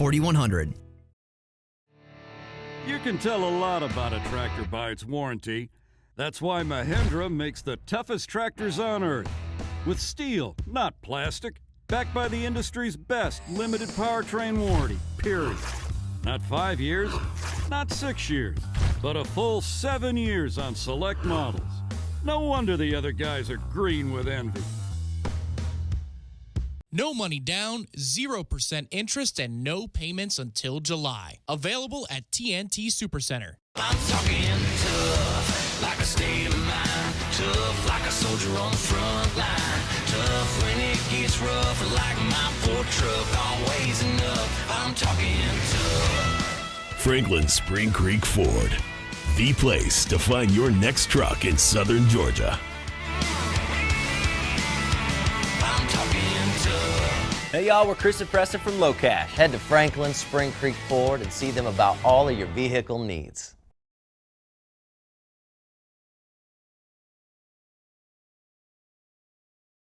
Gaming experience now. Games for Less is also your headquarters for the best in retro gaming. Atari 2600, original Nintendo, Super NES, or Sega Genesis, you name it. They got it at Games for Less. Games for Less, the Super Walmart Shopping Center on Appalachia Parkway. Give them a call today at 850-219-3535. That's Games for Less. Look at that mouth. That poor, parched mouth. So dry. What'd you eat for lunch? Chalk dust? Did your mouth cannonball into a barrel of mothballs? You're being awfully quiet. Is that because your mouth feels like the business end of a Dremel saw? Is it because your mouth just wrote a haiku and all 17 syllables were dry heaves? You're so parched. You know it. I know it. The entire radio knows it. Just admit it. You want a Mountain Dew. Your mouth feels like it just inhaled the insides of a punching bag, and the only remedy is that neon green potion. Right now, your mouth could be tongue bathing in the refreshing citrus kick of Mountain Dew. Instead, it feels like you've been motorboating King Tut's sarcophagus. Show some mercy. Crack open an ice-cold Mountain Dew. You know your mouth wants you to.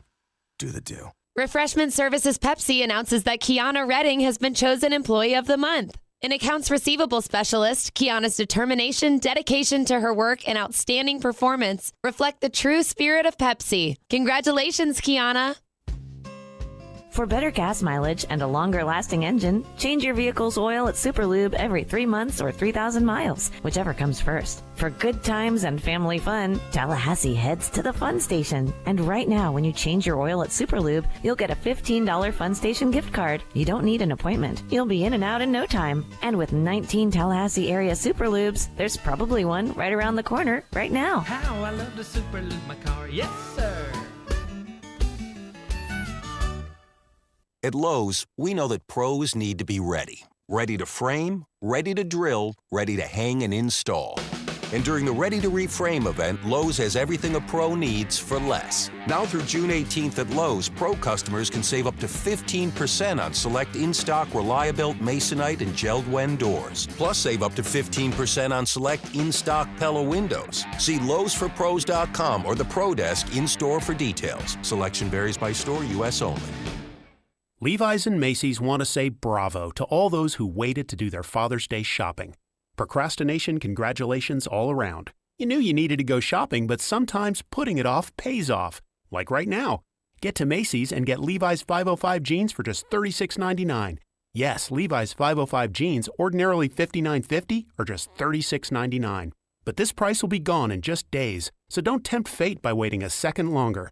Visit your nearest Macy's store or Macys.com today. Get your weekend started right here on 97.9 ESPN Radio. Saturdays at 6 a.m. with Fishing Florida Radio. Listen to the three amigos, Boudreaux, Steve Chapman, and Captain Mike Ortega as they catch you up to speed on what's new and biting in the North Florida region. Big-time guests, celebrities, interviews, and 3 hours of the fishing info you need. Fishing Florida Radio is brought to you by Sea Quarters Marina off Highway 98 in Carabel. Sea Quarters Marina, your full-service marina, and presented by Hobbit American Grill, locally owned and operated since 1978.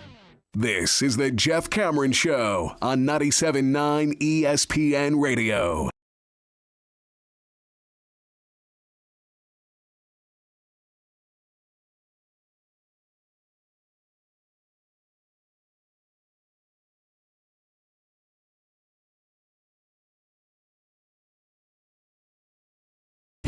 Libations, Friday, loosey-goosey edition of the Jeff Cameron Show continuing now. Why is this? Just saw it again. Headline ESPN. Of course. Come on, guys. You can do better. LeBron strikes back. I didn't start super teams. This is what we're doing? No. Other stories, surely. Is the whole world gone crazy? Am I the only one around here who gives a about the rules? It's frustrating, man. I don't know if you noted Dirk Cutter's conversation regarding yesterday's guest, Jameis Winston, wanting to be elite. I found it was interesting and obviously a time in which, look, they're just trying to survive until football starts. But why is that a story? He has said it since day one. And I would think any quarterback in the National Football League has to have the mindset, if they're any good, that they want to become elite. And that they're all aiming for that. But head coach Dirk Cutter said that, in fact, that's what he thinks Jameis is focusing on. But I laughed because yesterday, the stories down in Tampa were what to make of the training camp or the mini camp interceptions of Jameis Winston. And I don't remember which quarterback it was. I think it was Aaron Rodgers who said that in preseason and in live practice scrimmages, if you will, that there are times he will intentionally throw balls that have a very good chance of being picked off based on what he's trying to figure out about his receivers or his newer players. If it's a new guy that wasn't on the team a year ago, so, for example, O.J. Howard, you might throw balls in certain areas to see, can they go get that? Is that a play they can make? So I just continue to marvel at the kind of narratives that are pushed by the press when off-season workouts conclude. I mean, they make assumptions about quarterbacks. And maybe sometimes it's true. Maybe that quarterback is on the verge of having a bad year or a good year. I don't know. But there's so many things you'd have to be aware of before you worried about a mini camp interception ever. Well, yeah, I mean, it's not just O.J. Howard, it's Deshaun Jackson and Chris Godwin. So he's got a whole other, group of people that he's going to be counting on in key moments, and he needs to know, what are they down for? I mean, are they the type that are willing to put their body on the line in a big-time situation? Right. Yeah. And I think, that's probably the birth of the spring game clip that we usually play with Jimbo Fisher. I mean, Jameis Winston would make weird decisions in scrimmages and practices. The beat reporters of those years would tell you that they could hear the echoes of Fisher screaming down Jameis. Why would you do that? Well, Jameis why is the funnest. I mean, that's one of our favorite clips. Yeah. Jameis, why? Jameis, no.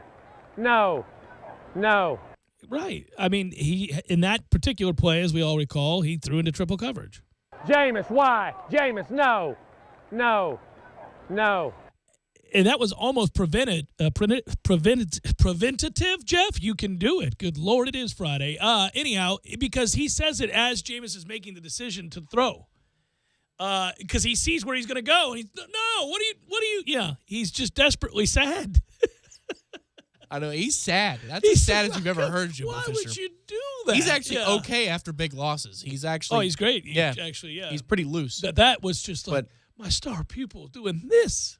Jameis, why? Jameis, no. Never gets old. Yeah. By the way, Dirk Cutter said this, that, first of all, I don't know if you saw this, Nick Folk and Roberto Aguayo each made 4 in a row. Dirk Cutter had said that if each kicker, Folk and Aguayo, made 4 in a row, which they did, then they could call it a day. But the only person that wasn't happy about it was Jameis, which is exactly what we kind of joked about with him yesterday when he was on. Was I thought he might be the only player in that camp who's sad that it's over, that normally you're relieved when something known as mandatory is over. He wishes, I'm sure, that they could practice every day. And teammates celebrated as the kicks were made and they could all run off the field, but Jameis was the one guy in the huddle who wanted to keep going, according to Cutter. And he says that's the difference between Winston in 2015 and now, is that he knows he can play in the league. He knows he's a successful player, but he has the highest of expectations and wants to work to that end. I actually don't think it's the difference between now and 2015. I think that's a coach giving a soundbite to a media member because it sounds good and it reads well and plays well. I don't believe in 2015 that Jameis would have wanted to come off the field. I don't believe that he's ever wanted to come off the field and do anything other than prepare and focus and get better and try to make others better. I don't say that as a cheese ball or as a super fan. That's how he's made up. That's the way he's always been. It's been this. That's why he and Fisher got along so damn well, was because Fisher loves the grind. Fisher loves to prepare. Fisher loves the process, as we're always talking about. And his star pupil, his best player, believed in it as well to the nth degree and couldn't wait to do it and wanted to attack it every single morning. If you don't have that, it's probably very frustrating for a coach who knows that that's the difference between those that are merely good and those that want to be the greatest of all time or want to focus in on, finding perfection or trying to achieve perfection. But I don't think it's normal. And that's why when you see it, when you get a guy as special as he is, or Tom Brady or anybody else, and I'm not saying Jameis is there yet, but the mentality, I don't think it's all that normal. Most people aren't that way. This is why I get excited, though, is we already knew that. We've known that for years now, going on 5 years, about Jameis and what he is. I mean, even the legends of him going to Jimbo Fisher in his true freshman season saying, you might want to let me start. I think I can do this. Yeah, I think I'm ready to go. believed that. Yeah. O.J. Howard, early reports and reports out of Alabama about him are that he's a worker. is that he cares to work. That's what he's there to do. He's a pro's pro. He cares about getting things right, doing it the right way, and if it takes a little bit longer, then he's going to do that. Well, that's great because he's the antithesis of the last time the Tampa Bay Buccaneers selected a tight end in the NFL draft in a high position in Austin Seferian-Jenkins. Still devastated by that. Kicked out of a non-contact practice. I mean, for not working. For not working. Yes. So, as a Bucs fan for a moment, this gets me excited because apparently we've got guys who care to play the game and care to practice and prepare to play the game. This is great news. It's also infectious. If the best player on the field is the hardest worker and is the last to leave and the first to arrive, then obviously who else on that team can afford to slack at that point when the guy being paid the most and is considered the unquestioned leader is also the hardest worker? Well, and with reports today that Anquan Boldin, who is still playing in the NFL, amazingly in his mid to later 30s, and was targeted over. Anquan's 105. It's crazy. Targeted over 90 times last year, had over 60 catches for 8 touchdowns, which is incredible for the Lions if you didn't know who he was playing for last year. He wants to play in the state of Florida. You want another player that is wired the same way that Jameis Winston is wired? Go get you some Anquan Boldin and let him impart some wisdom to a franchise for a year. Pretty cool that Donovan Smith, who arrived at the same time as Jameis Winston, said this. He's always been a leader, but the way he's leading now, he's taking it up a notch. He's the hardest working guy I know. Anytime you get here at, say, 5:45 in the morning, he's already here. It's like you can't beat him to the building. The work he puts in is tremendous. It benefits us at the end of the day. Well, I mean, it's good to continue to read those stories.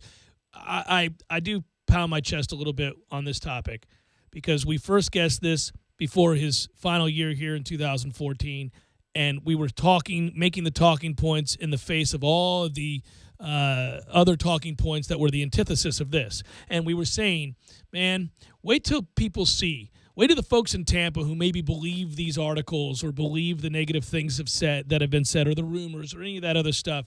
Wait till they see that he's not that he's the guy that will be the hardest worker. And I don't know what he's going to be as an NFL quarterback, but all the tools are in place. And to me, it would be a foolish thing to not take a guy who has the requisite arm strength, size, and all that, but moreover work ethic and ability to lead and always has and wants that responsibility and is willing to engage in all the sacrifices needed to become an unquestioned leader and great player in the league. Why would you not take that guy? It doesn't always work out, but you got to take your chance on a guy like that. And it's not nearly the risk that everybody else thinks it's going to be. But in fact, they'll find out real quickly. And we wondered, how long would it take for the narrative to shift? How many times? This article is on ESPN.com. I wondered how long it would take for those kinds of articles to be written and that to be accepted and that to be a narrative beginning to be pushed. And it hasn't taken long at all. I think I said 1 or 2 years. You'll see. As long as he stays out of trouble, which there was no reason to believe, save for maturity, that he wouldn't get in trouble. No reason to believe that he would.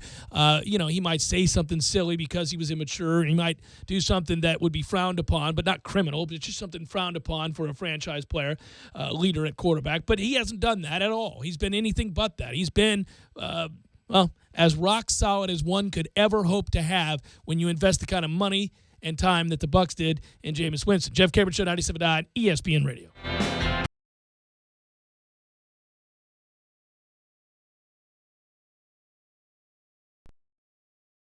When you're in need of auto repairs, look no further than Nice Tire and Auto Service. Nice has been in business for 16 years with long-term, knowledgeable sales associates. They have the latest wheel balancing machine in the industry. And for passenger vehicles, they service AC, brakes, suspension, tune-ups, and much more. Never sit through a long wait. Nice Tire and Auto has 10 service bays to get you back on the road quickly. If you have tire problems, check out their large inventory with various Goodyear and Michelin tires. Nice Tire and Auto Service, 4792 Bluntstown Highway, 574-4100.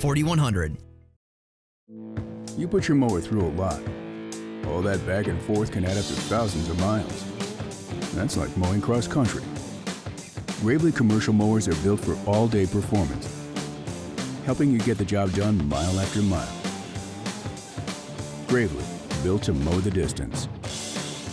Get your Gravely motor only at TNT Supercenter, your one-stop shop for work or play. 14585 Highway 19 South, Thomasville, Georgia. TNTSupercenter.com. I'm talking tough, like a state of mind. Tough like a soldier on the front line. Tough when it gets rough, like my Ford truck, always enough. I'm talking tough. Franklin Spring Creek Ford, the place to find your next truck in southern Georgia. I'm talking tough. Hey y'all, we're Chris and Preston from Low Cash. Head to Franklin Spring Creek Ford and see them about all of your vehicle needs.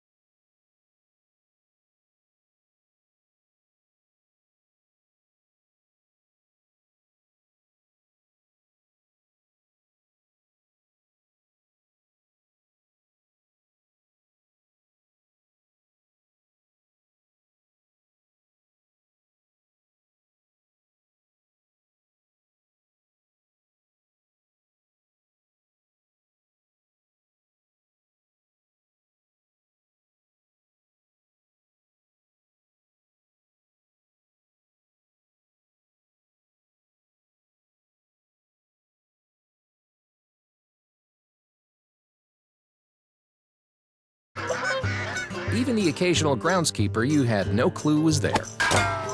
But if you think you found every possible hazard out there, think again. The hazard you missed could actually be a killer. It's the spot on your skin, the one that could be skin cancer. Fact is, if you're a man over 50, you're in a group most likely to develop skin cancer, including melanoma, the kind that kills one person every hour. 1 in 5 Americans is likely to develop a form of skin cancer during their lifetime. That's why your best shot is to check for a spot. It's easy. Follow through and check your skin. It could be the save of a lifetime. Go to spotskincancer.org to find out how. A message from the American Academy of Dermatology. Did you know that June is National Rose Month, National Camping Month, National Great Outdoors Month, and at TNT Supercenter in Thomasville, June is Make Your Own Golf Cart and Get It Delivered Free Month. This month at TNT Supercenter, with any golf cart purchase of at least $2,500, they will deliver your cart for free within a 50-mile radius of the store. And you'll also get $500 worth of free Mad Jax accessories. Choose from hundreds of items in the Mad Jax catalog, including rear seat kits, light kits, lift kits, wheels, tires, you name it, Mad Jax has it. New carts, pre-owned carts, club cars, Yamaha, and the very cool Star EV carts. If you like the sound of that, you will love the sound of a 4-year warranty on loaded brand new carts, starting at just $49.99. Trade-ins are welcome, and TNT Supercenter is offering financing with 0 down, and when you buy a club car, 0% with approved credit, plus free delivery within a 50-mile radius. TNT Supercenter, US 19 South, next to Dairy Queen in Thomasville, and online at TNTSupercenter.com. Tallahassee Sports Center. I'm Tom Lang. The 5-year wait is nearly over, but will the Noles end a program-long drought in Omaha? Florida State's first College World Series since 2012 begins tomorrow night in a tilt with LSU, and first pitch is shortly after 8 p.m. inside TD Ameritrade Park in Omaha, Nebraska. The Noles, serving as the away team for Game 1, send Tyler Holcomb to the mound opposite LSU's Alex Lang, a first-round pick in this week's MLB draft. The rest of the weekend slate looks like this in Omaha. On Florida State's side of the bracket, Cal State Fullerton takes on Oregon State tomorrow at 3 p.m. on ESPN, while Sunday's action features Texas A&M and Louisville at 2 p.m. on ESPN, followed by TCU and Florida at 7 p.m. on ESPN2. The U.S. Open's second round continues today at Erin Hills, and highlights from the morning play includes a 71 from Englishman Paul Casey, who stands at 7 under par for the championship. Why is that 71 significant? Casey overcame a triple bogey 8 on the par 5 14th hole. live from the Dale Earnhardt Jr. Buick GMC Cadillac Studios in the capital city of Tallahassee. This is the Jeff Cameron Show on 97.9 ESPN Radio. It's Libations Friday. Brought to you by Corner Pocket Bar and Grill. Corner Pocket Bar and Grill on Appalachian Parkway. Tallahassee loves the Corner Pocket.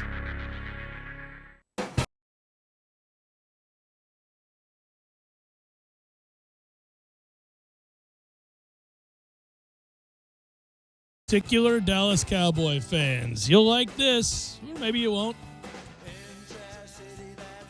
Thomas Randolph, Las Vegas man accused of hiring a hitman to kill his sixth wife and then killing the hitman, has requested the right to wear his Tony Romo jersey to his trial.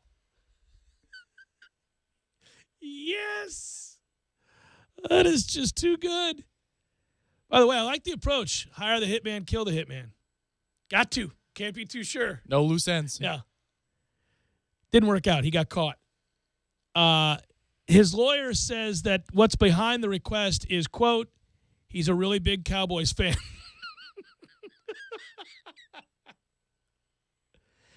He's 62 and is Mr. Randolph, and this isn't his first time on trial in the death of one of his wives. He was acquitted in a 1986 murder case, but pled to tampering with a witness for conspiring with a cellmate to kill the prosecution's star witness. My man is... No more half measures. No, that's it. They need to go back and look at the 86 case. I mean, I think he probably did it. Now, Walter, no more half measures. That is just too good. That is too good. Yeah. Wants that Tony Romo jersey on, though. So how'd he get caught? Because the hitman escaped? Or... Well, no, he killed the hitman. Oh, man, that's impressive because, he's a hitman. Yeah. He should see it coming. Yeah, he's got to know. I would think if you were a hitman, you would suspect anybody capable of hiring you is also capable of killing you and probably wants to. Like, I think that's a hazard of being a hitman is that, you're dealing with some lowlifes, some people that are a little shaky. You probably want your cash in advance, Yeah. or at least some sort of method that has me not seeing you after I do what I've been paid to do. Well, I was just thinking, if you're a hitman and you wanted to be the Robin Hood of hitmen, you would take the request of those that would like to kill their spouses, ask for the money up front, and then shoot them in the face. It's a really dicey deal. Yeah, because you don't want to actually go and kill the innocent one in this situation, and all you're doing is killing somebody who's low down and dirty enough to hire a hitman. So in a way, you're doing the world a favor. Actually, you could just lie and say you're a hitman, but actually never kill anybody that you're hired to kill except for the person that's hiring to kill the person. Still quite hazardous. I mean, it's a dangerous profession. Well, yeah, just showing up at the same place as somebody who's willing to hire a hitman is a little shaky, but that's why you do so armed with a silencer, ready to fire immediately. Just trying to think. I like the idea of Robin Hood hitman. I like the idea of investigating how exactly these cash exchanges go because, once the deal happens. Are both people pointing a gun at the other? Well, I mean, because does the hitman have to prove beyond, any doubt that he is in fact a hitman? That I can find you, person who hired me, at a moment's notice and take you out too if you don't give me my money. Like, do you have to prove that you're that good at your job before you actually take out the target? Also, every time I watch one of those specials, Tom, and I see somebody get caught because they were hiring a hitman and the police caught wind of this and then they have a, secret camera on the hitman or whatever, or the hitman was always a cop and is just waiting for these kinds of things. And then now they film the exchange in the car in which the person says, I want you to kill my husband or I want you to kill my wife or whatever it is. I always think that, it should always occur to the person that's having the conversation with the hitman that that's probably a cop. I would always assume that I was talking to a cop. Not that I would ever be the kind of person to hire a hitman for any reason. What I'm saying, though, I've seen enough of those crime specials that almost, it seems like every time. I mean, I wonder how many times in the last 10 years, for example, that somebody's honest to goodness randomly reached out to others to put them in touch with a hitman. So the kind of person you got to talk to even broach the subject of I want a hitman. and not have that person go to the cops? Like, who would you talk to about getting a hitman? How does that even happen? Who do you feel comfortable enough in your life with that would know somebody who would know somebody who could hire a hitman? So this is all very dicey. Like, so if at any point, listen, you and I are dear friends. If we're drinking a beer together and you go, now, Jeff, I want to talk to you about something that I stare off. Yeah. And I go, well, what's that? And you go, I'm just thinking. And then somehow describe some scenario by which you're wondering if I know somebody who might know somebody who could hire a hitman. I'm going to the cops, Tom. You're crazier than hell. Then I give you the inquisitive side eye. Like, is he biting on this? What's he doing here? The answer to the next question is very important. Very important. Okay. Yeah. No, so listen. Like, how does that ever happen? And how have you, the person trying to hire the hitman, not assumed that the person you just talked to about hiring a hitman is in fact going to go to the cops? And then later on, when the person that you're arranged to meet with through this other party, how do you not assume that that person is in fact a cop? And then moreover, how do you assume that you're not going to get killed? And if that's really a hitman, you're sitting across from a stone-cold killer. Well, then what about if you wanted to take matters into your own hands? Like, let's say, sometimes fiction can show a window into reality. The arms dealer, the black market arms dealer in Breaking Bad. Yeah, and by the way, arms dealers are also very intriguing because they do exist, and they're sometimes seemingly very normal people who somehow got into the very lucrative business of shipping arms. Sure, so that guy shows up at a hotel room, and he's got a duffel bag full of whatever you might need, should a moment arise. I can tell you I'm not traveling. A lot of these people have to travel to faraway places where that if you go missing, they'll never hear from you again. I'm not meeting anybody in the middle of Uzbekistan. I'm not doing it. Sure, but I'm even talking about like a small time. I mean, that character in Breaking Bad is somebody who deals clearly in the local, New Mexico, southwestern portion Cartel, of the country. Sure. Yeah. So how do you know that, you're not showing up to a meeting where you're flashing the merchandise, so to speak, and, you're going to get ambushed? How do you know in that moment? Well, you so don't this know, whole man. vouching thing becomes very important is what I'm realizing as you're listing out these hypotheticals. Like the vouch is the golden skeleton key, that gets you everywhere you want to go with hitmen and dealers, arms dealers, all kinds of nefarious folk. Millar writes in at J. Cameron Show, tell me again exactly what you want me to do to your wife. I don't understand. Take care of her. Hashtag a-hole. Yeah, if you watch those specials where they're filming in the car, it's always a car or a diner. And usually it's somebody wanting to kill their husband who happens to also be a minister of a church. It's usually something crazy like that where you're like, what has happened? Church politics have gotten out of control. But anyhow, I think about this a lot. When that moment happens that you actually ask the person across from you, whom you've presumably never met, listen, I need you to take care of business here. I need a little help. What's that going to run me? How it doesn't hit them, I'm talking to a cop. I am surely talking to a cop right now. Well, think about it from a corporate standpoint in Michael Clayton, and that's not giving away the plot or anything. But how awkward is that exchange? One of my very favorite movies. When she's out on the corner of the street and she's talking to the guy. Yeah. Like, any other options, And it's like they have to go back and forth. Well, the It's like, wording is very important. Yeah. I don't know, what you're asking. Options.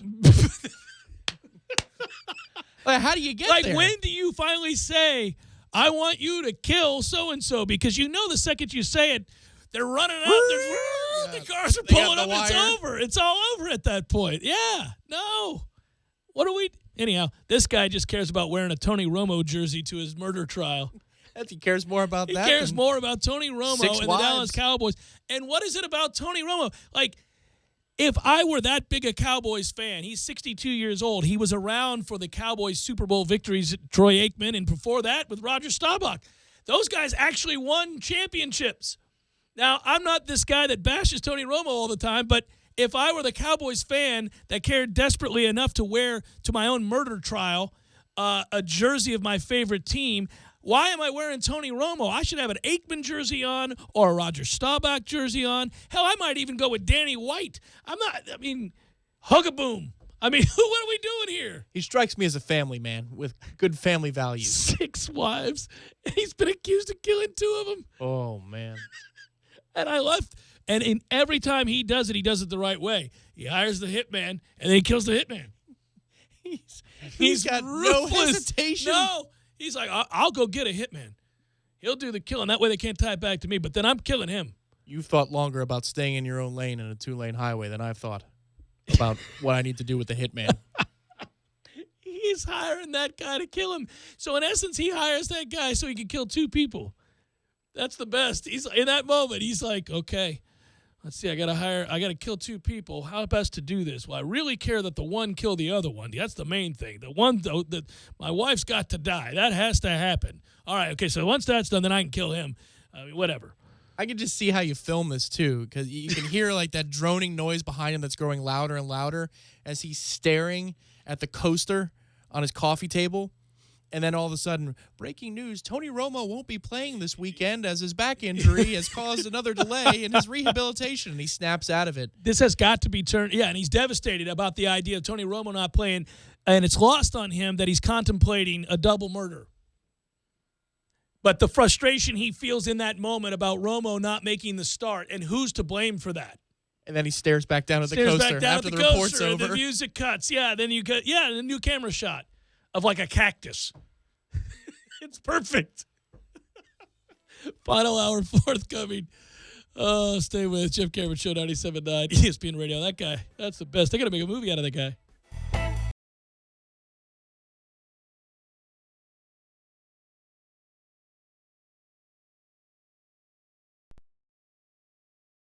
When you're in need of auto repairs, look no further than Nice Tire and Auto Service. Nice has been in business for 16 years with long-term, knowledgeable sales associates. They have the latest wheel balancing machine in the industry. And for passenger vehicles, they service AC, brakes, suspension, tune-ups, and much more. Never sit through a long wait. Nice Tire and Auto has 10 service bays to get you back on the road quickly. If you have tire problems, check out their large inventory with various Goodyear and Michelin tires. Nice Tire and Auto Service, 4792 Bluntstown Highway, 574-4100.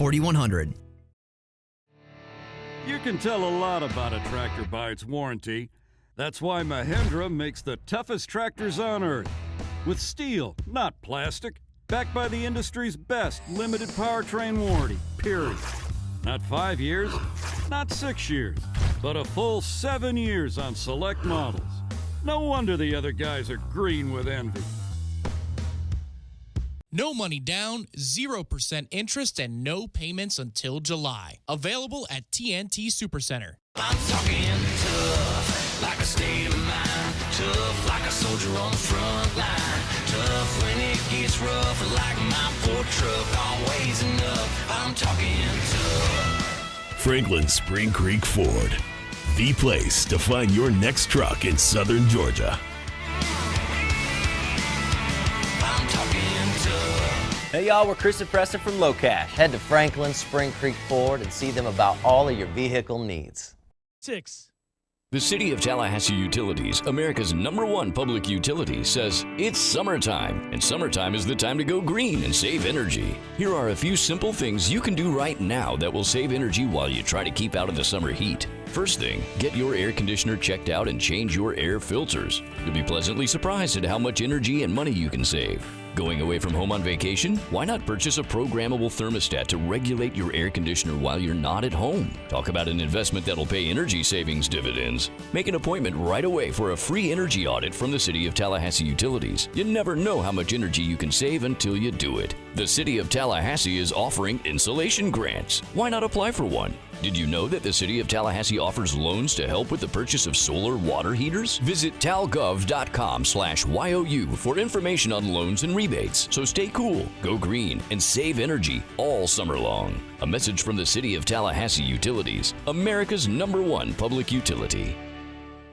Hi, Chris Kraft for Kraft Nissan. How do I convey to you just how good the incentives and discounts are on America's fastest growing car company, Nissan? Seriously, please shop Kraft Nissan before you buy. No one has the incentives and low prices we have. Not Toyota, Chevy, Ford, Honda, or Hyundai. $5,800 in savings on Altima SR. Brand new automatic Frontier pickup starting at just $21,800. 0% interest for 72 months on our most popular models. Rebates up to $10,000 and no payments until football season. I'm telling you, in the over 30 years I've been in the car business, I've never seen such incentives and low prices. I've got pages and pages of special interest rates, rebates, and bonus cash. Kraft Nissan even has a factory rebate for any credit score under 625 to help you with your down payment. Here's the deal. Nissan is America's fastest growing car company, and they want to be number one, and they're buying market share. So please, before you buy, check out Kraft Nissan's exciting lineup of new vehicles. That's all I ask. Stop by Kraft Nissan and look. Kraft Nissan on Mahan Drive between Academy Sports and Costco. Price includes dealer preparation charge.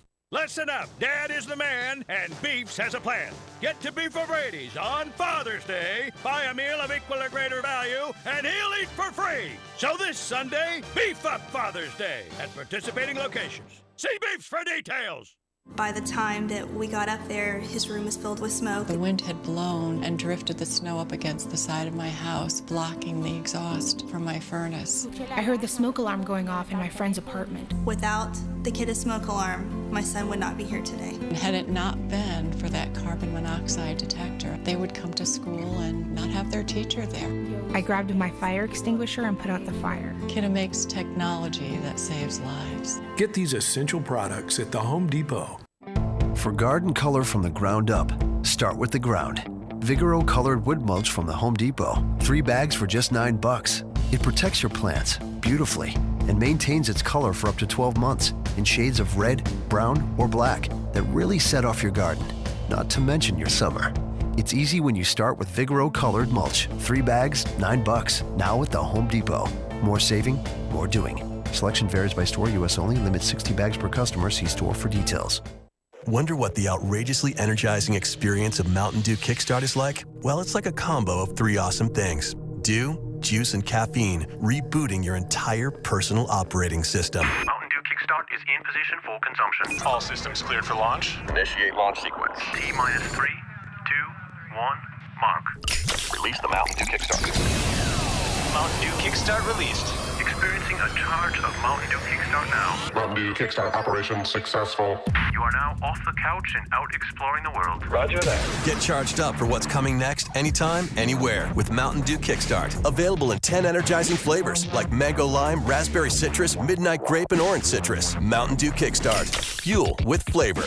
Refreshment Services Pepsi announces that Kiana Redding has been chosen Employee of the Month. An accounts receivable specialist, Kiana's determination, dedication to her work, and outstanding performance reflect the true spirit of Pepsi. Congratulations, Kiana. Broadcasting live from the Dale Earnhardt Jr. Buick GMC Cadillac Studios. This is 97.9 ESPN Radio, WTSM, Woodville, Thomasville, Tallahassee.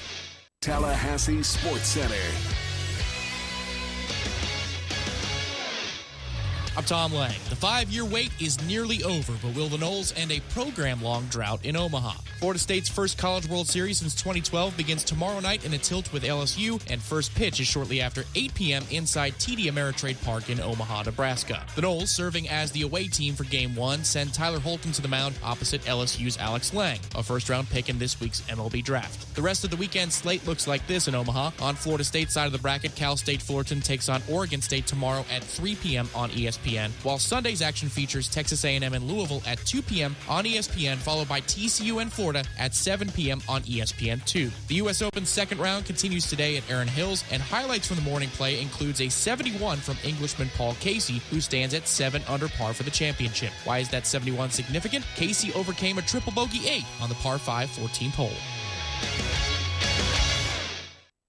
Live from the Dale Earnhardt Jr. Buick GMC Cadillac Studios in the capital city of Tallahassee, this is the Jeff Cameron Show on 97.9 ESPN Radio. It's Libations Friday, brought to you by Corner Pocket Bar and Grill. Corner Pocket Bar and Grill on Appalachie Parkway. Tallahassee loves the Corner Pocket.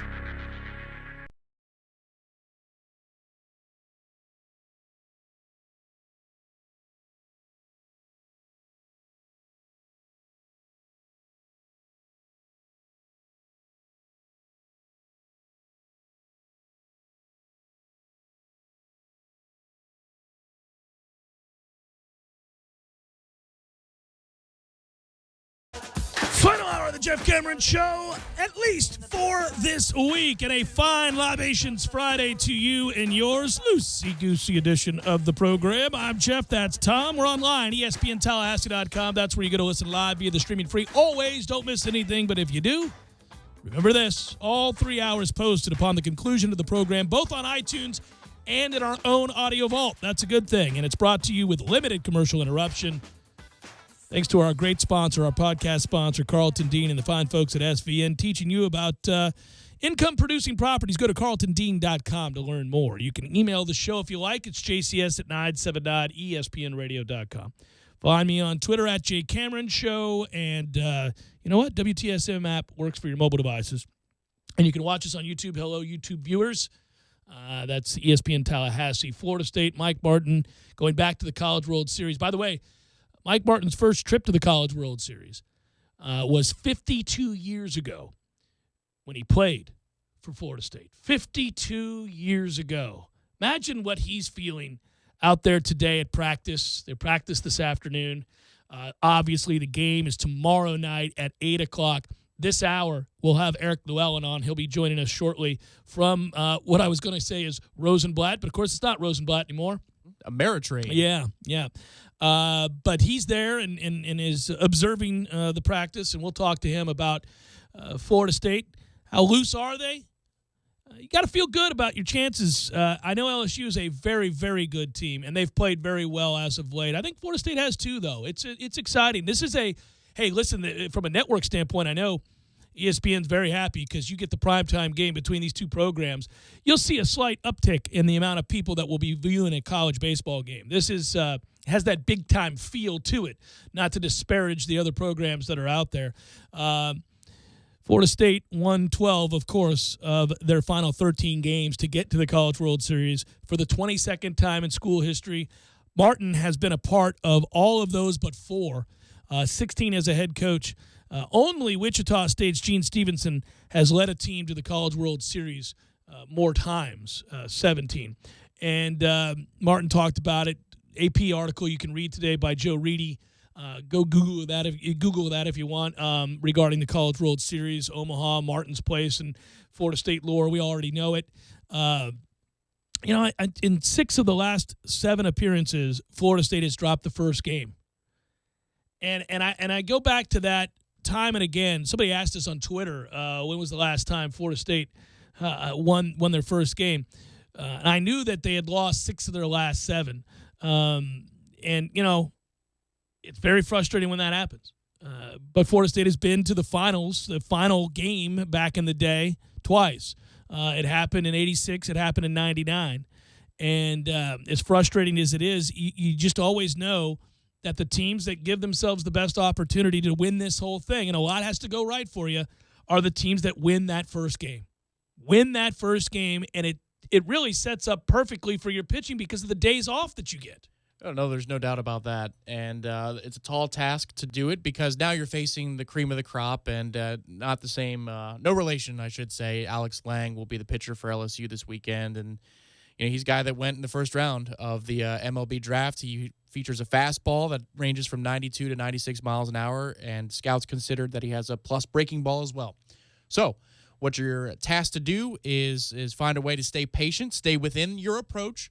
But if he's firing strikes by, the second or third inning, you think that maybe we might need to revise our usual passive approach at the plate and start hacking at the first good pitch that we see in our zone? I think they will, though. I've noticed this with Mike Martin Jr., and I give him credit for it. When we played, you go back to one of the Florida losses, they did try to jump on first pitches. They knew going in, I can't remember which of the games it was, but they knew going in the guy pounded the strike zone. And they early on swung hard. And I think that was the game where we had the hits, but we just couldn't. We couldn't pitch. It was a game here in Hauser. We scored 2 in the first. Oh, it was Florida. Yeah, that's what I'm saying. Yeah. When we played Florida, they pound strikes and we swung away early and often. Yeah, so they've the Bold Endeavor game. Yeah. They've done that this year. They've revised their plan when they know there's a strike thrower on the hill. They'll swing. They will. Well, they might need to tomorrow. We'll see. The other thing is the emotions of the moment. We often talk about how in regional play and super regional play that Hauser sometimes There are there's a weight, yeah. Yeah, there's a mystique that starting at Hauser on a Friday night in a regional, super regional, it can affect not only the visiting team, but it might affect a first timer, a freshman or a sophomore making his first big start for Florida State in that setting. And now here you go, ratchet it up even more. This is Omaha, and if a guy's nervous for the first 3 to 6 outs of this game, and you can jump on him and get a 3-run lead, well, then all of a sudden, momentum squarely in your favor. It's so hard because baseball is not meant to be decided by one game, and you talk about this all the time, and it's better than it used to be now that you have a best-of-3 championship round. Yeah, that helps. But this is your only crack at LSU. I mean, unless you're going to be seeing LSU later in the bracket because one of you climbs out of the loser's bracket Which is possible, into the elimination portion of play, then maybe you do see them again. But this isn't a traditional super regional. Let's go see which team is better over the course of 3 days. It's one matchup. One game. So, I mean, it is literally pulling the lever on the slot machine and seeing what happens. For more context and perspective on Martin's situation, obviously everybody, you're going to get tired of it. That's going to be a huge talking point tomorrow night. Is again, they know he's near the end of his career, and they know how close he is to setting the all-time wins record. So you couple those two things and the fact that it's well-known Florida State has gone out there and never won it more than anybody else. Quietly, that's back in play next year easily, right? Because we expected that this team was going to maybe by the halfway point. Yeah, they keep putting, they're in the mid-40s in win total now. But it looks like they might not even get to 40. Period. No, it didn't look like it at all. Here's a quote in that article: 3 wins over the past 3 weeks have come in the final at bat. Quote: I would say up to this point, it was one of the most special years that I've had in the 38 years that I've made out a lineup card. It makes me, as one of the coaches, feel good because the team believed in themselves. They didn't point fingers, and they couldn't get a break. They said they had to get it done and did. Martin's chase of a title will make him the sentimental favorite amongst fans this week. Jim Costello, who is with the Omaha Kiwanis Club, has known Martin for 37 years, will be the team's host when they arrive, and that's already happened.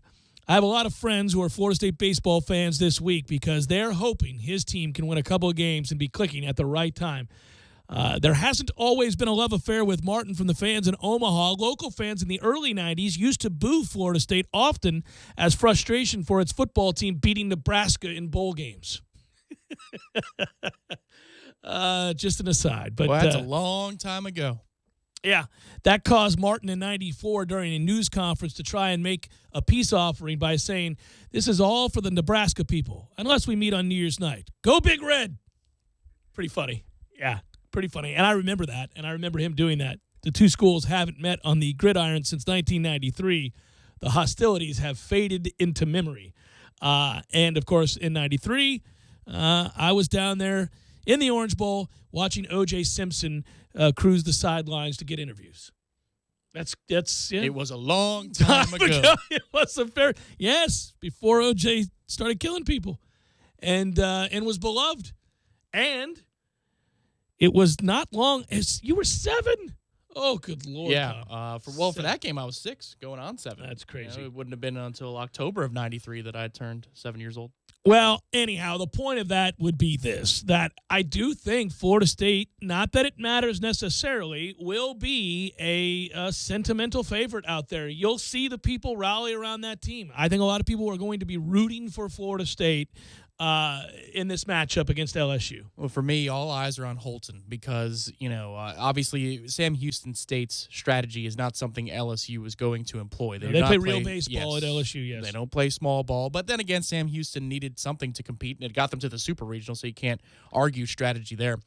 But last week's start wasn't sharp either. So, hopefully that's not the beginning of a trend, and hopefully he looks like the guy that was so instrumental in getting us to where we're in a position now to be in Omaha. And I think it was key, though, that he fought through it and gave you an honest day's start, even though he had given up the 6 runs. Well, 2 were earned, but he was partly responsible for that, too. Right, so, yeah. But the point is, he did give you an honest day's work. He stayed in that game and gave us a chance to fight back. He competed, as Martin likes to say, and that's who he is. He's going to compete, and I do think he probably, from a stat line-wise, deserved better than that. I mean, he's not going to make a bunch of errors. So, I mean, this is – I think he'll pitch well. I think he'll compete. LSU's a really good team, so if they hit him It's just because they're doing a better job, in the batter circle. The couple of things that you can control, one of which is your composure. I want to see what we look like tomorrow night from I don't expect great base running. I expect us to make at least one mistake tomorrow. I'm not kidding. No, that's what we do. I'm fully expecting that.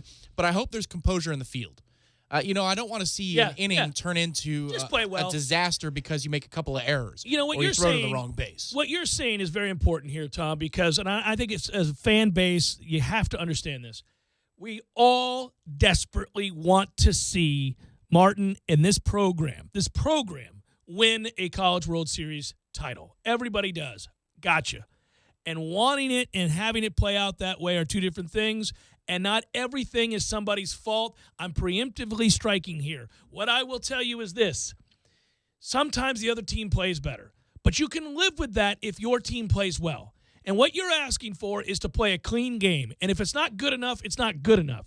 But don't do dumb stuff and play your way out of it. And for Martin, if I'm going to be fair here, don't you get tight here. Let's play ball. Play ball. And if you play well and the other team beats you, it happens. This is one thing that I think it's fair to say, because it was on television. We all saw it the last couple of weeks. He seems to be more animated in the dugout, and he really wants this one. But he's moving up the dugout in the latter stages of a couple of games, and he's shouting instructions to base runners, things that are out of the norm. I might as well keep doing it than now. I don't know. I just hope they don't cut to the dugout. What I hope we do is not butt in the first inning with runners at first and second. Your 3-hole hitter up. Man, this is going to be okay. Every decision, this is really. Well, no, those are really obvious ones. Right. I'm not talking about when you ask a guy who's bunted one time all year long to bunt. That's fair criticism. But other than that, no. Well, no. It should be noted that Jackson Luke got to hit away in game 1 of the Super You're damn Regional, right he did. As I was crying for last week after the regular regional play. Yeah, he got to hit away, and he came through in a big way. Now, I will also say this.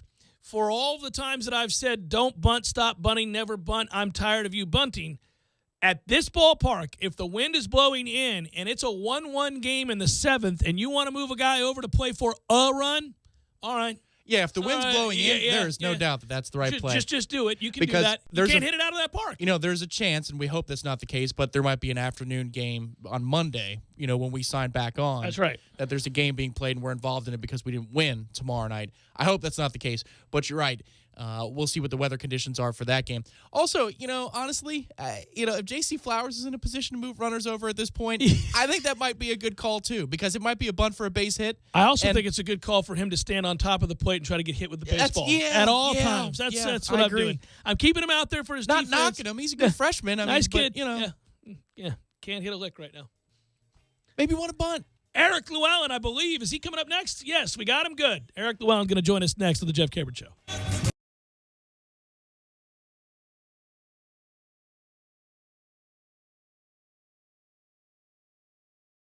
When you're in need of auto repairs, look no further than Nice Tire and Auto Service. Nice has been in business for 16 years with long-term, knowledgeable sales associates. They have the latest wheel balancing machine in the industry. And for passenger vehicles, they service AC, brakes, suspension, tune-ups, and much more. Never sit through a long wait. Nice Tire and Auto has 10 service bays to get you back on the road quickly. If you have tire problems, check out their large inventory with various Goodyear and Michelin tires. Nice Tire and Auto Service, 4792 Bluntstown Highway, 574-4100.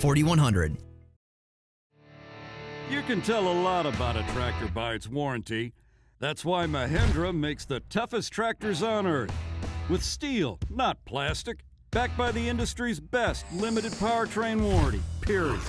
Not 5 years, not 6 years, but a full 7 years on select models. No wonder the other guys are green with envy. No money down, 0% interest, and no payments until July. Available at TNT Supercenter. I'm talking tough, like a state of mind. Tough, like a soldier on the front line. Tough when it gets rough, like my Ford truck. Always enough, I'm talking tough. Franklin Spring Creek Ford, the place to find your next truck in southern Georgia.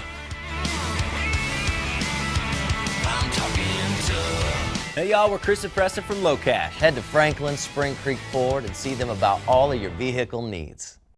Take your own golf cart and get it delivered free month. This month at TNT Supercenter, with any golf cart purchase of at least $2,500, they will deliver your cart for free within a 50-mile radius of the store. And you'll also get $500 worth of free Mad Jax accessories. Choose from hundreds of items in the Mad Jax catalog, including rear seat kits, light kits, lift kits, wheels, tires, you name it, Mad Jax has it. New carts, pre-owned carts, club cars, Yamaha, and the very cool Star EV carts. If you like the sound of that, you will love the sound of a 4-year warranty on loaded brand new carts, starting at just $49.99. Trade-ins are welcome, and TNT Supercenter is offering financing with 0 down, and when you buy a club car, 0% with approved credit, plus free delivery within a 50-mile radius. TNT Supercenter, US 19 South, next to Dairy Queen in Thomasville, and online at TNTSupercenter.com. Working on the car, huh? Yeah, it's been stalling. It could be friction from your floor mats. No. Oil change too? Better change your oil fuses. Nice try. Hand me that Purolator Boss filter. Wow. Protects up to 15,000 miles? Right. Nothing gets by Purolator. Or me. Great. Now let's demagnetize those floor mats. This is sad now. Purolator oil, air, and cabin air filters. Nothing gets by us. Available at Advance Auto Parts, Pep Boys, and other fine retailers.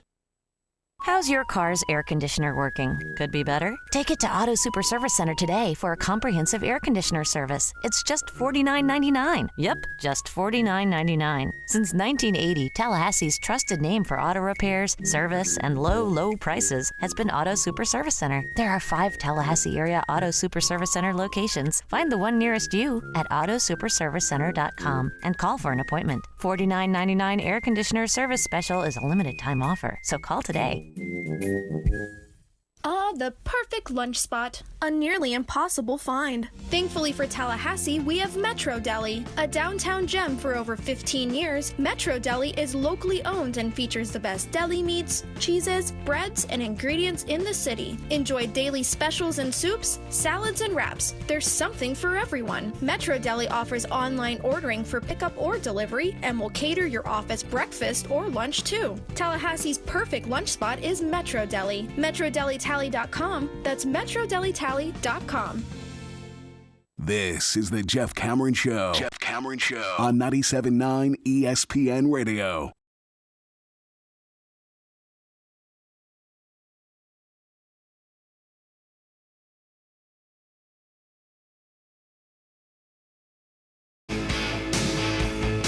Libations Friday, loosey-goosey edition, and that's Cinderella, which means the next voice you'll hear that isn't mine will be Eric Llewellyn's, but this time it's more special than it usually is. Oh, and it's always special. But to have him live right now in Omaha, in the build-up to Florida State LSU tomorrow night is truly special. Hello, good sir. How are you? Good. How you doing today? I'm great, man. And so, I mean, come on, man. I'm in Omaha. You couldn't come up with OAR this sound? I could have done that, or we could have gone with the Counting Crows Omaha, but I don't know. It's not in the system, and so we just, last second here, I'm like, well, I got him on. We got to go with the classic Cinderella. There we go. Hey, so first of all, for those people not making the trek out there, it's a lot of fun. I know. That you and I were out there and had a good time. That was last time we were out there together was when Tiger made the long putt, and that was the last of the majors for him. That was the blown ACL and the playoff with Rocco Mediate, and you and I maybe perhaps getting a tad overserved at that dive bar down from Rosenblatt. What was the name of that bar? Do you remember it? I can't remember the name of that place. I assume it's still there. I don't know. I haven't been back out to Rosenblatt since 2008. So man, I'd like to find that bar. Yeah, it was a good time. And watch the U.S. Open. Yeah, could watch the U.S. Open. Who knows? Maybe Brooks Koepka will win it. All right. So, what have you learned about LSU in the build up to this? Because honestly, I've seen LSU play. I watched them in the SEC tournament, and I think I may have seen portions of a game or two this year when they were on. We always know how strong they are as a program, consistently solid. But what have you learned in your preparation for this matchup tomorrow night? Well, I mean that is it. They're pretty solid across the board. They do most aspects of the game that they're pretty good at. There really isn't a whole lot of where you look and you go, the bullpen or the starting pitching or infield defense. That there really isn't a weakness on the ball club. And they're going to go with Lang, their Friday starter, who was the 30th pick overall in the draft on Monday. I did find it interesting, and I don't know whether this is just subterfuge or if this is what he really thinks. He was asked about Florida State's lineup and asked what he thought, and he said, really the key to them is fastball location. If you can get fastball location down with them, you can beat them. And I'm going, yeah, my man, don't throw sliders to Dylan Busby. Serve up some fastballs. We'll be real happy about that. So again, and is he trying to throw people off? I don't know. There are obviously games within the game, so it could be that. But he's a guy that I think they feel confident about how they match up against him as a pitcher. But you still have to go out and get it done. It's not just going to happen. So, but again, this team feels good. They're confident. They feel like they finished the season the way you'd want to finish it, and had the kind of postseason that you'd want leading up to Omaha. So, you're here. You take your chances and see if you can get it done. See if you can win 8 games. Yeah, well, and that's the whole thing. I'm sorry, 5 games. I was going to say, if we have to win 8 games, Eric, God, 5. That's just unfair. It's funny because we could do this thing where you break down position by position and you look at bullpens and you do all of the things you do when you go into a series, but it's not a series. It's a game. Yep. And on that note, I guess from Florida State's standpoint, obviously it makes perfect sense to start Holton, and then from there, just about everybody not named Parrish is available. Well, exactly. And, one of the factors with this ballpark, and it's been the case since they built this ballpark and shut down Rosenblatt, whether they've regretted building it in the footprint that they built it in rather than turning it around to where the prevailing wind is blowing out instead of in, I don't know. But it is a park where pitching can be at a premium. One thing that I did notice, and obviously this can change, but looking at weather for tomorrow, both yesterday and earlier today, the wind will be blowing out, or it's forecast to be blowing out tomorrow. And, with Florida State and how much they've got more home runs than any other ball club in the College World Series. So that could be a factor that plays into Florida State's hands if that stays that way. And again, weather is weather, and we know it can change in a heartbeat. But so that's something that could work to Florida State's favor.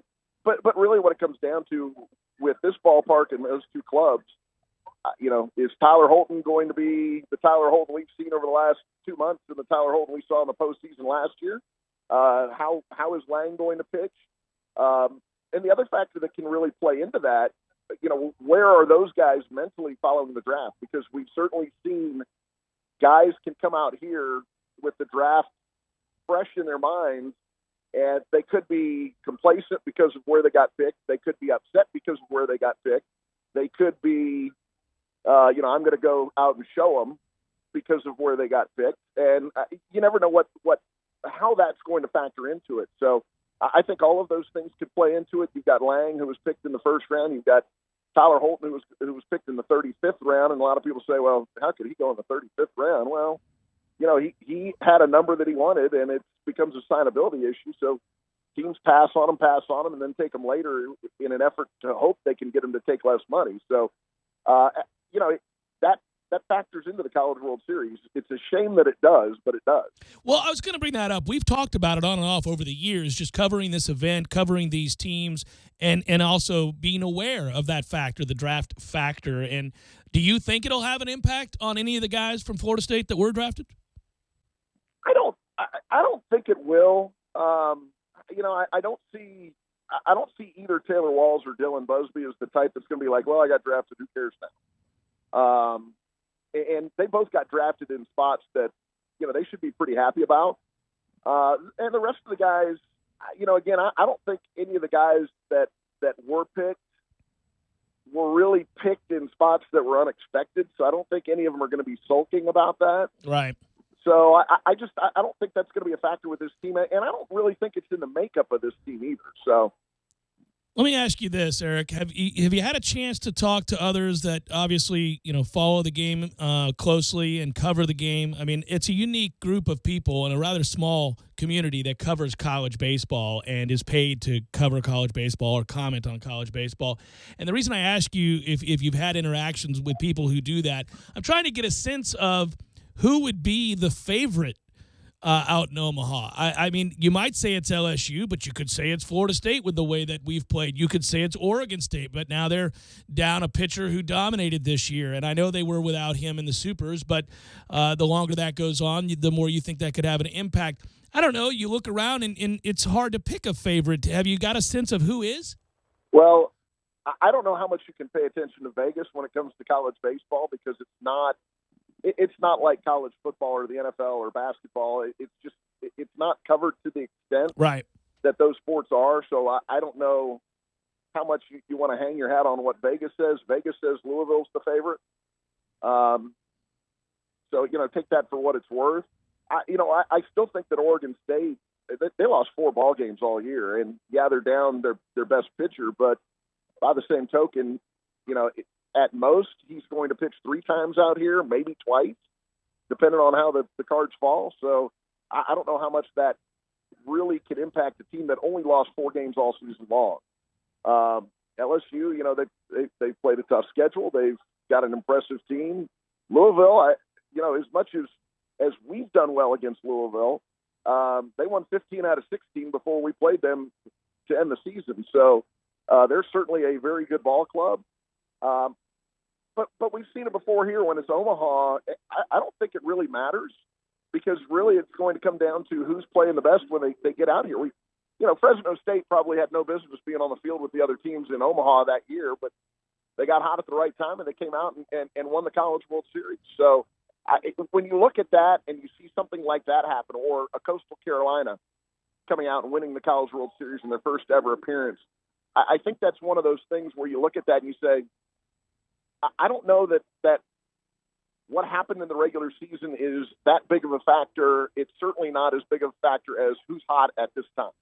It's amazing. Sometimes it makes you feel so helpless, too, and just downright unlucky. And obviously our players have nothing to do with previous teams that have gone out to Omaha and didn't have things go right. But the mentality of Florida State fans, and I'm not ripping them here. I'm saying it's always this sense of what could go wrong will go wrong. But I really feel like at the end of this year, we felt like that team that we've seen other teams be. I know I've shared this with you, but I guess talk about the personality of this team. You've been around them all year long, and obviously this was an interesting year. There's no doubt that, sure, they suffered through injuries and they weren't always healthy, but they also didn't play well for a long stretch, and we can't ignore that either. But they persevered. They kept, putting it on, going out there and playing the game, and eventually it turned right for them. It got right at the right time. So I guess talk about this makeup of this team.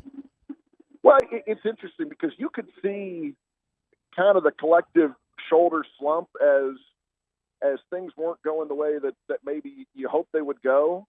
And certainly that's to be expected. And you could see a lull there in the middle of the season where, it's not a, we don't want to do this anymore. It's not a, we've got bad attitude. It's just like, God, when is this going to turn right? And they worked through that. And it's a good thing too, because, there was a point in the season where I think a team with a lesser makeup, a team with, Jeff, because I know you love this word, less moxie. Yeah, there you go, buddy.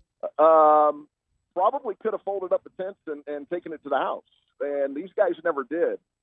And I think that says a lot about the character of this team and what they're all about. And I just think that they're a team that, again, and this may not mean anything tomorrow night when it's time to throw the first pitch, but I think it's a team that, they're out here. They did what they needed to do to get here, and they've got a good mindset for coming out here, business-like attitude, but coming out here to have fun and play a game. I was going to ask you, Eric, what's the attitude been like since you've landed? I know you flew with the team. What have they been loose? How have they been? Have they been focused or both? Well, I will say this. It's always nice to hear this.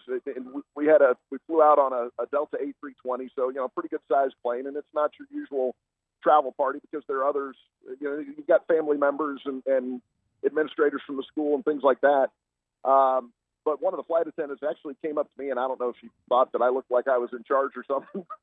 She came up to me and she commented on how well behaved the team was, how polite everybody was, and that's always good to hear. I know that really has nothing to do with what you asked me, but it's also a sign of a team that I think you get a group of college kids together. Sometimes you can have some moments that you may not be proud of. So it was nice to see that. and it was nice to see them have their best face on for that situation. But, we got to the hotel, and everybody's kind of loose, and everybody's got smiles on their faces, and they're ready to go. And right now, as we're talking, they're warming up on the field now. LSU just got done practicing. They'll bring each team out for an hour today to practice, and then after they get done practicing, they go up and sign autographs for an hour after that. And there's probably a line 150, 200 deep of people waiting for autographs. So, well, you always hope that the kids enjoy it and have fun, and it's hard to have fun when so much is on the line and the intensity is the way that it is out in Omaha, but yet at the same time, they've really kind of been on this run in which not only did they play well and persevere in the face of great adversity, but they looked like a team that was having fun along the way. Yeah. And embracing those moments. These are all things that are hard to really put a finger on and to quantify. But when you see it, you kind of know it, and they feel like they're that kind of team. No, I agree with that. I agree with that 100%. Again, you could see how this team, it's kind of, I think anybody who's watched this team enough, they can kind of see what Quincy Nieporte's role is with this team as far as being a leader and being the guy that keeps people loose and the guy who's always having fun when he's out on the field, even though he's a very intense competitor. But Quincy's kind of become the DJ of the group. He's the guy that's been in charge of the music when they're on the bus to and from the ballpark. And it's been fun to watch these guys after what they went through really just embrace this and enjoy it. It's funny, Eric. I'll let you go watch the rest of practice here in a moment. But I was down in Miami for the Super Regionals, and so I was tuned in to you actually via. Jeff, they didn't play Super Regionals in Miami, Jeff. No, I know they didn't. And I was in Miami. I just want to make that clear. Yes, I was listening to your call in my car driving around Miami because I was on my way to the hotel, and I needed to keep close tabs, obviously. And you said at one point, and I yelled at the satellite radio, Eric, I yelled, "You should know better than that," because you said that anything on the ground to the right side, Nieporte will score. And I said, no. I don't care that the infield's back. I'm not so sure that's true. And then the play happened. I think I specifically said to the right side. I just said on the ground. Yeah, you just said that the infield was playing back. Yeah. Anything on the ground, Nieporte will score. And and Christy and I were in the car, and I went, I don't know that that's true, Eric. And then the throw happened, and I thought, how's he going to phrase this? And you said, I don't think I've ever seen that. Nope, I don't think I have. But now we know that he's actually slower than you realized, so we cannot make those assumptions anymore. Like, you can't say on a hard hit ball to the right fielder, base hit Nieporte, we're not so sure. We're not so sure. So that's all I'm saying, all right? Okay. Hey, but then on his next step bat, he grounded into a triple play. Which, was all the better. And by the way, you only get to call so many triple plays in your life, and I could tell it was one of those rare moments where your true love of Florida State came out because you showed no emotion. It was just, and that's going to be a triple play. And that'll do it. 5-4-3. Yep, 5-4-3. Nobody left on base for the Knowles. We'll be back up like, my man, that's a triple play. Yeah. Enjoy it, sir. We'll be listening. All right, guys. All right, take care. That's Eric Llewellyn, play-by-play for Florida State baseball. Yes, I heard him say that. I know you did too. And when he said it, I thought, well, that's not necessarily so. And then, of course, it happened that he got thrown out. Well, in my mind, I thought it better not be a screaming liner. An Atom ball, one like hopper something to hard. second base. Because then he's in a rundown.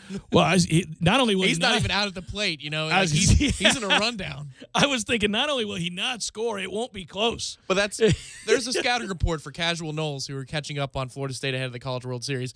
If let's say that there's one out and it's early, second inning, and Nieporte's on third base, and the infield's back. No assumptions here. No assumptions.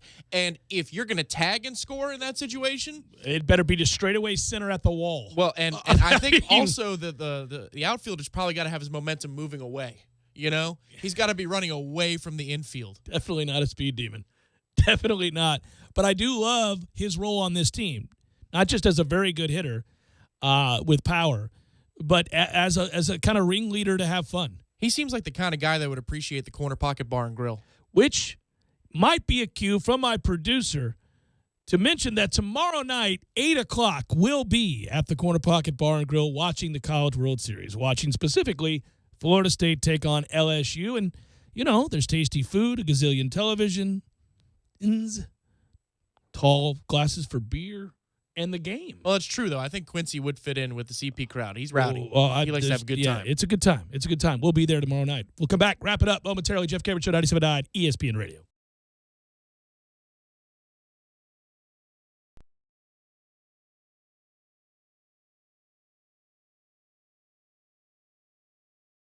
When you're in need of auto repairs, look no further than Nice Tire and Auto Service. Nice has been in business for 16 years with long-term, knowledgeable sales associates. They have the latest wheel balancing machine in the industry. And for passenger vehicles, they service AC, brakes, suspension, tune-ups, and much more. Never sit through a long wait. Nice Tire and Auto has 10 service bays to get you back on the road quickly. If you have tire problems, check out their large inventory with various Goodyear and Michelin tires. Nice Tire and Auto Service, 4792 Bluntstown Highway, 574-4100. You can tell a lot about a tractor by its warranty.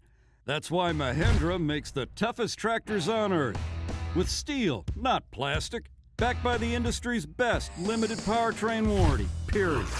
Not 5 years, not 6 years, but a full 7 years on select models. No wonder the other guys are green with envy.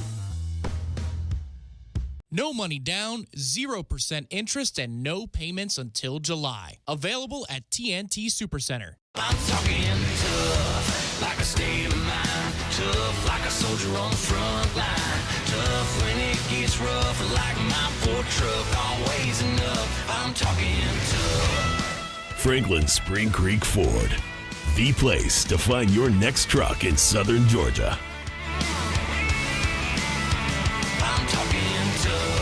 Hey y'all, we're Chris and Preston from Low Cash. Head to Franklin Spring Creek Ford and see them about all of your vehicle needs. Wilson Duo golf balls for just $30. Try the hottest drivers on the market like the TaylorMade M1 and M2 or the Callaway Epic. Hard to shop for dad? Gift cards are available in any amount. And if your gift isn't up to par, you'll have 90 days to exchange it. Edwin Watts has you covered, Dad.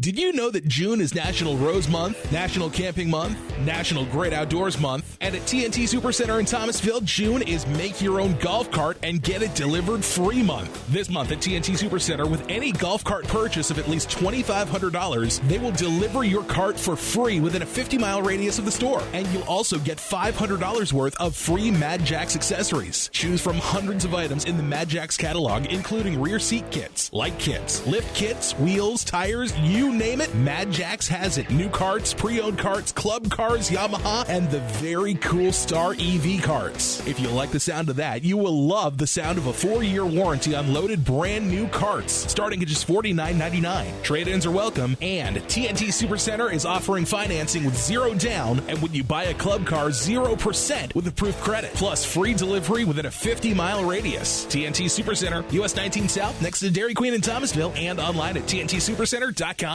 Due to an upturn in the economy, Main Street Business Loans has pre-approved the release of millions of dollars in small business funding. Your business may already be pre-approved to receive up to $250,000.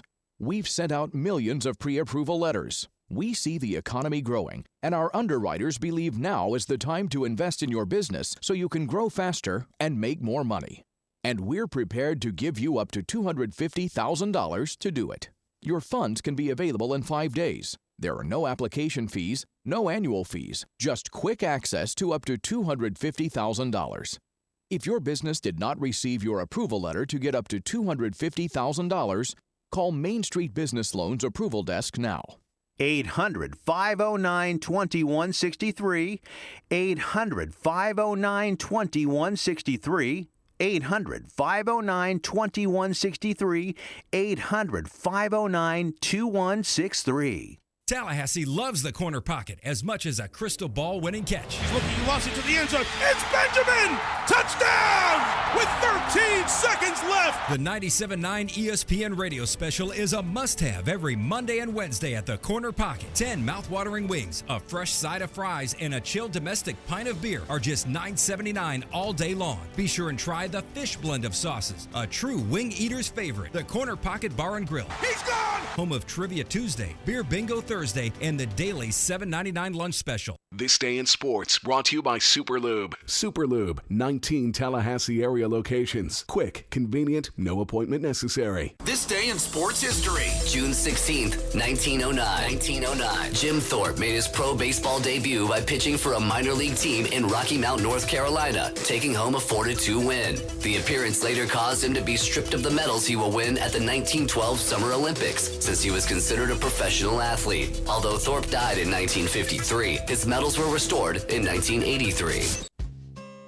For better gas mileage and a longer-lasting engine, change your vehicle's oil at Superlube every 3 months or 3,000 miles, whichever comes first. For good times and family fun, Tallahassee heads to the Fun Station. And right now, when you change your oil at Superlube, you'll get a $15 Fun Station gift card. You don't need an appointment. You'll be in and out in no time. And with 19 Tallahassee area Superlubes, there's probably one right around the corner right now. How I love to Superlube my car, yes sir!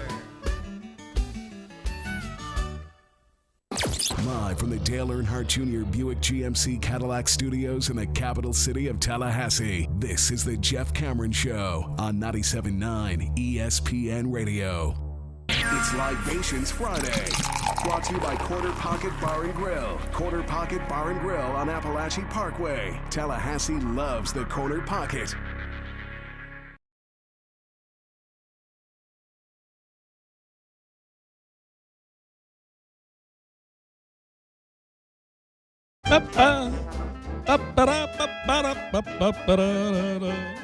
Libations Friday coming to an end, or at least the work portion of it, but not the libations portion. Certainly not. No, that's just about to start.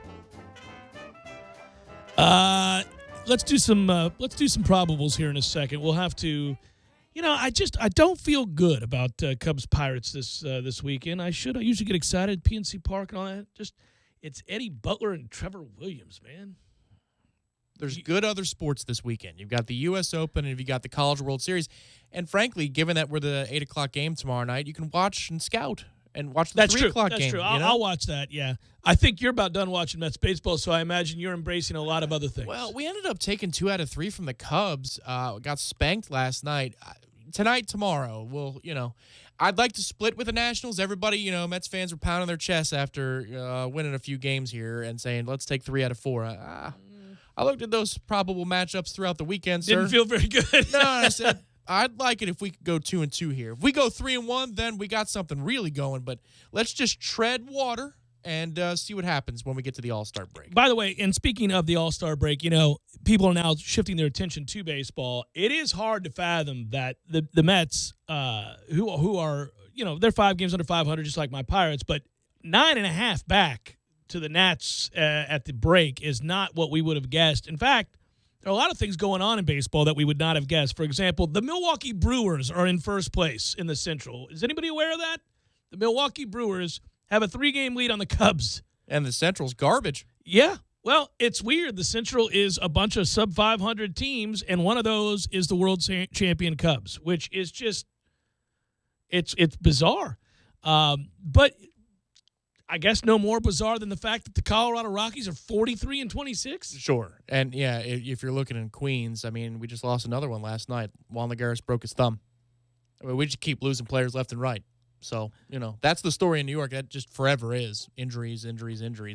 And out in the West, you've got 3 contenders. You might have the wild card game feature if the season ended today. Certainly it would be. But they're not looking like they're slowing down. The wild card game could easily feature 2 NL West teams. It's bizarre to watch the Arizona Diamondbacks at 41-26. The Dodgers, you expected to be good, and they are at 41-26, and they trail the Rockies.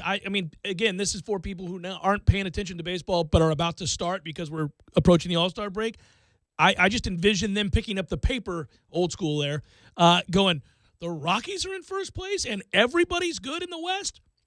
You know, I mean, not everybody, obviously, but the worst team's not the Padres, but rather the Giants is kind of stunning. That is just stunning. The Brewers lead the Central. The Nats have basically a 10-game lead on everybody else in the East. That's the world champion Cubs are sub 500. It's really weird to watch. At some point, you say, well, the Cubs might not just turn it on. You know, you keep thinking, well, they're still the best team. I mean, you look at the lineup, you look at the pitching, you think, they're still the best team. No, the starting pitching looks like what we all thought it was should going have been to be last year. Yeah, I know. Yeah. The Yankees are obviously a big surprise, way ahead of schedule, and with one of the great young players in the game doing Herculean things. And, you know, the Twins have a 2-game lead in the American League Central. The Twins. Can I say that I understand that there are a lot of giants in the game, and this isn't pointed at Judge at all because he's 6'8", 280. He's a legitimate giant, yes. Okay. But baseballs are flying out of ballparks with greater exit velocity and going greater distances. And I'm hearing about ballpark records, it seems like, every night. And longest of this era and longest of that era. Right. Are we doing this again? No, are people attuned? Are their ears, perking up at what's going on right now with the home run ball? But it's an all-or-nothing era. I just think everybody swings for the downs, and you got fastball pitchers, of which now hundreds of them literally throw 100. So you've got faster pitches coming in against guys who have no cares about striking out, swinging for it all. I think that's part of it. It is a strikeout era, a home run era. I mean, unfortunately, that's not enough action, right? I mean, you have way too many of those two results, either a home run or a strikeout. And baseball, to get healthier, is going to need a lot more of the other elements of the game, doubles, triples, singles. It was in a nice place on that front about 3-4 years ago. Yeah. It's nuts to watch right now. But I didn't even mention the Astros, of course, who are 45-22. And every time I look up, I think, God, the Astros are really good. And it's weird. In baseball, it can happen. And when it does, you're still awed. Because I remember when the Astros were terrible and they were making all the moves to try to replenish their minor league system, which is what you have to do. And what the Cubs did. Well, and it's every team that makes a run just owns the fact that their current lineup isn't going to be any good, or at least not at a place to compete for a World Series title anytime soon. So a GM has to basically break it to the fans in the moment. Guys, I know that guy's a good player. He's our all-star. You guys love him because he's our only really good player. I'm going to trade him because we're not going to be good anytime soon. I got to get rid of all these guys. So when they were doing that, and any player that was marginally decent they got rid of, slowly but surely, like in the next 2 years, if you were reading the baseball perspective stuff and you were reading kind of season previews, they're like, the Astros aren't any good right now, but don't be surprised in about 2 to 3 years. And then the 2 to 3 years went by, and all of a sudden we looked up and went, freaking Astros have a ton of good players. That's a popular talking point right now, whether it's a play-by-play broadcast crews or national analysts or anybody in between. The popular talking point is you have to be really bad for a few years. And then you're going to climb right back up, and you're going to ascend quickly. To that end, too, my girls' team is the Minnesota Twins. And so I've been watching a little bit more of Minnesota Twins baseball this year, and frankly, more than, Mets because baseball they're in a in little good place stretches right now. They're having here or fun. there. They're in first place. They're in first place. They're playing well, and I actually made an agreement before the year started. We'll put on the team that's better. Whoops. Oops. But the popular talking point with that team is they're not ready. No. This was supposed to be another year, and the ahead of schedule thing isn't necessarily a good thing because now they're still going to have to trade off some of their big pieces, right? Because this isn't part of the plan. Well, and let's just say it. Some of this with the Twins is smoke and mirrors. They're 20-9 on the road. They're not sustaining that anytime soon. And they're also a negative 24 run differential right now. The Pythagorean isn't right with them. But the problem is from a fan's perspective and selling it to season ticket holders. Guys, no, we're not ready yet. Yeah. We're so close. We're about a year, maybe 2 away from being perennial contenders in the Central again. But the problem is this start, the optics of what they'll have to do in July if they stay anywhere close to first place, it's not great from a fan base standpoint. What do you think the Yankees' run differential is? Plus 52. 113. Okay. That's like, well, so they actually should be better than their 12 games above 500. That's insane. Wow. They're plus 113. Let's do probables. Let's do it. It's time for how you say, with the pitching probables? D-backs, Phillies, Patrick Corbin, Aaron Nola. I feel like Aaron Nola pitches every day for the Phillies. Matthew, you're a Phillies fan. Do you feel like Aaron Nola pitches too much? Yeah. The look. We need to have a Matthew Cam. We really need to have That one. was a good look. Cubs, Pirates. Wish I had a GIF of that. Eddie Butler and Trevor Williams. Do you think people go to Pittsburgh tonight? They're like, cool, Cubs, Pirates. Eddie Butler, Trevor Williams. I think they're heading towards whatever in-stadium bar they have. You know? Friday night at PNC will be beautiful, but you're not getting a premier pitching matchup for this series. Cards, Orioles, Carlos Martinez, Kevin Gausman.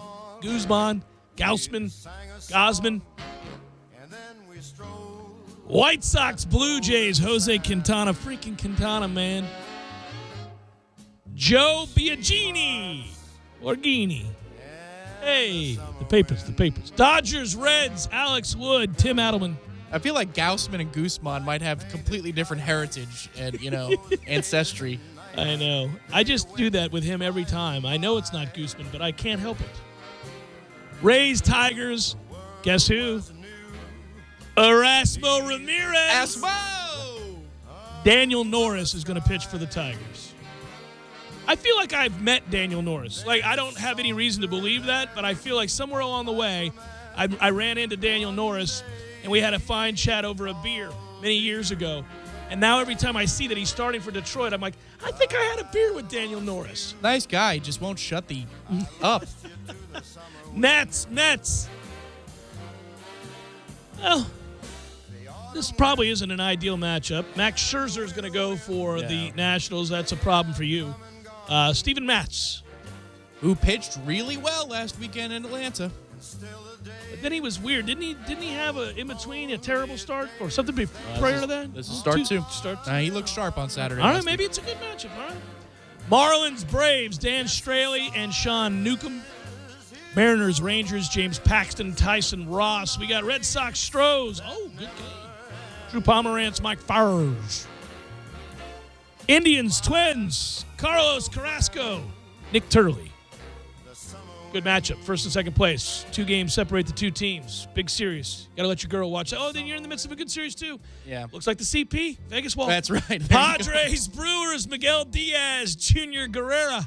That was so well done. Thank you. Giants, Rockies, Jeff Samardzija, Antonio Cinzatella. Yankees, A's, Luis Severino, and Sean Manaea. And we got finally Royals, Angels, Ian Kennedy, Jesse Chavez. And that is a look at those that shall reside on the bump. We'll see you guys tomorrow night. Corner Pocket, Florida State, LSU, College World Series. Should be fun. Good work out of you, Thomas and Matthew. Appreciate it, everybody. Be well. Have a great weekend. Be nice to each other. Occasionally smile. Maybe hug somebody. I'll talk to you on Monday.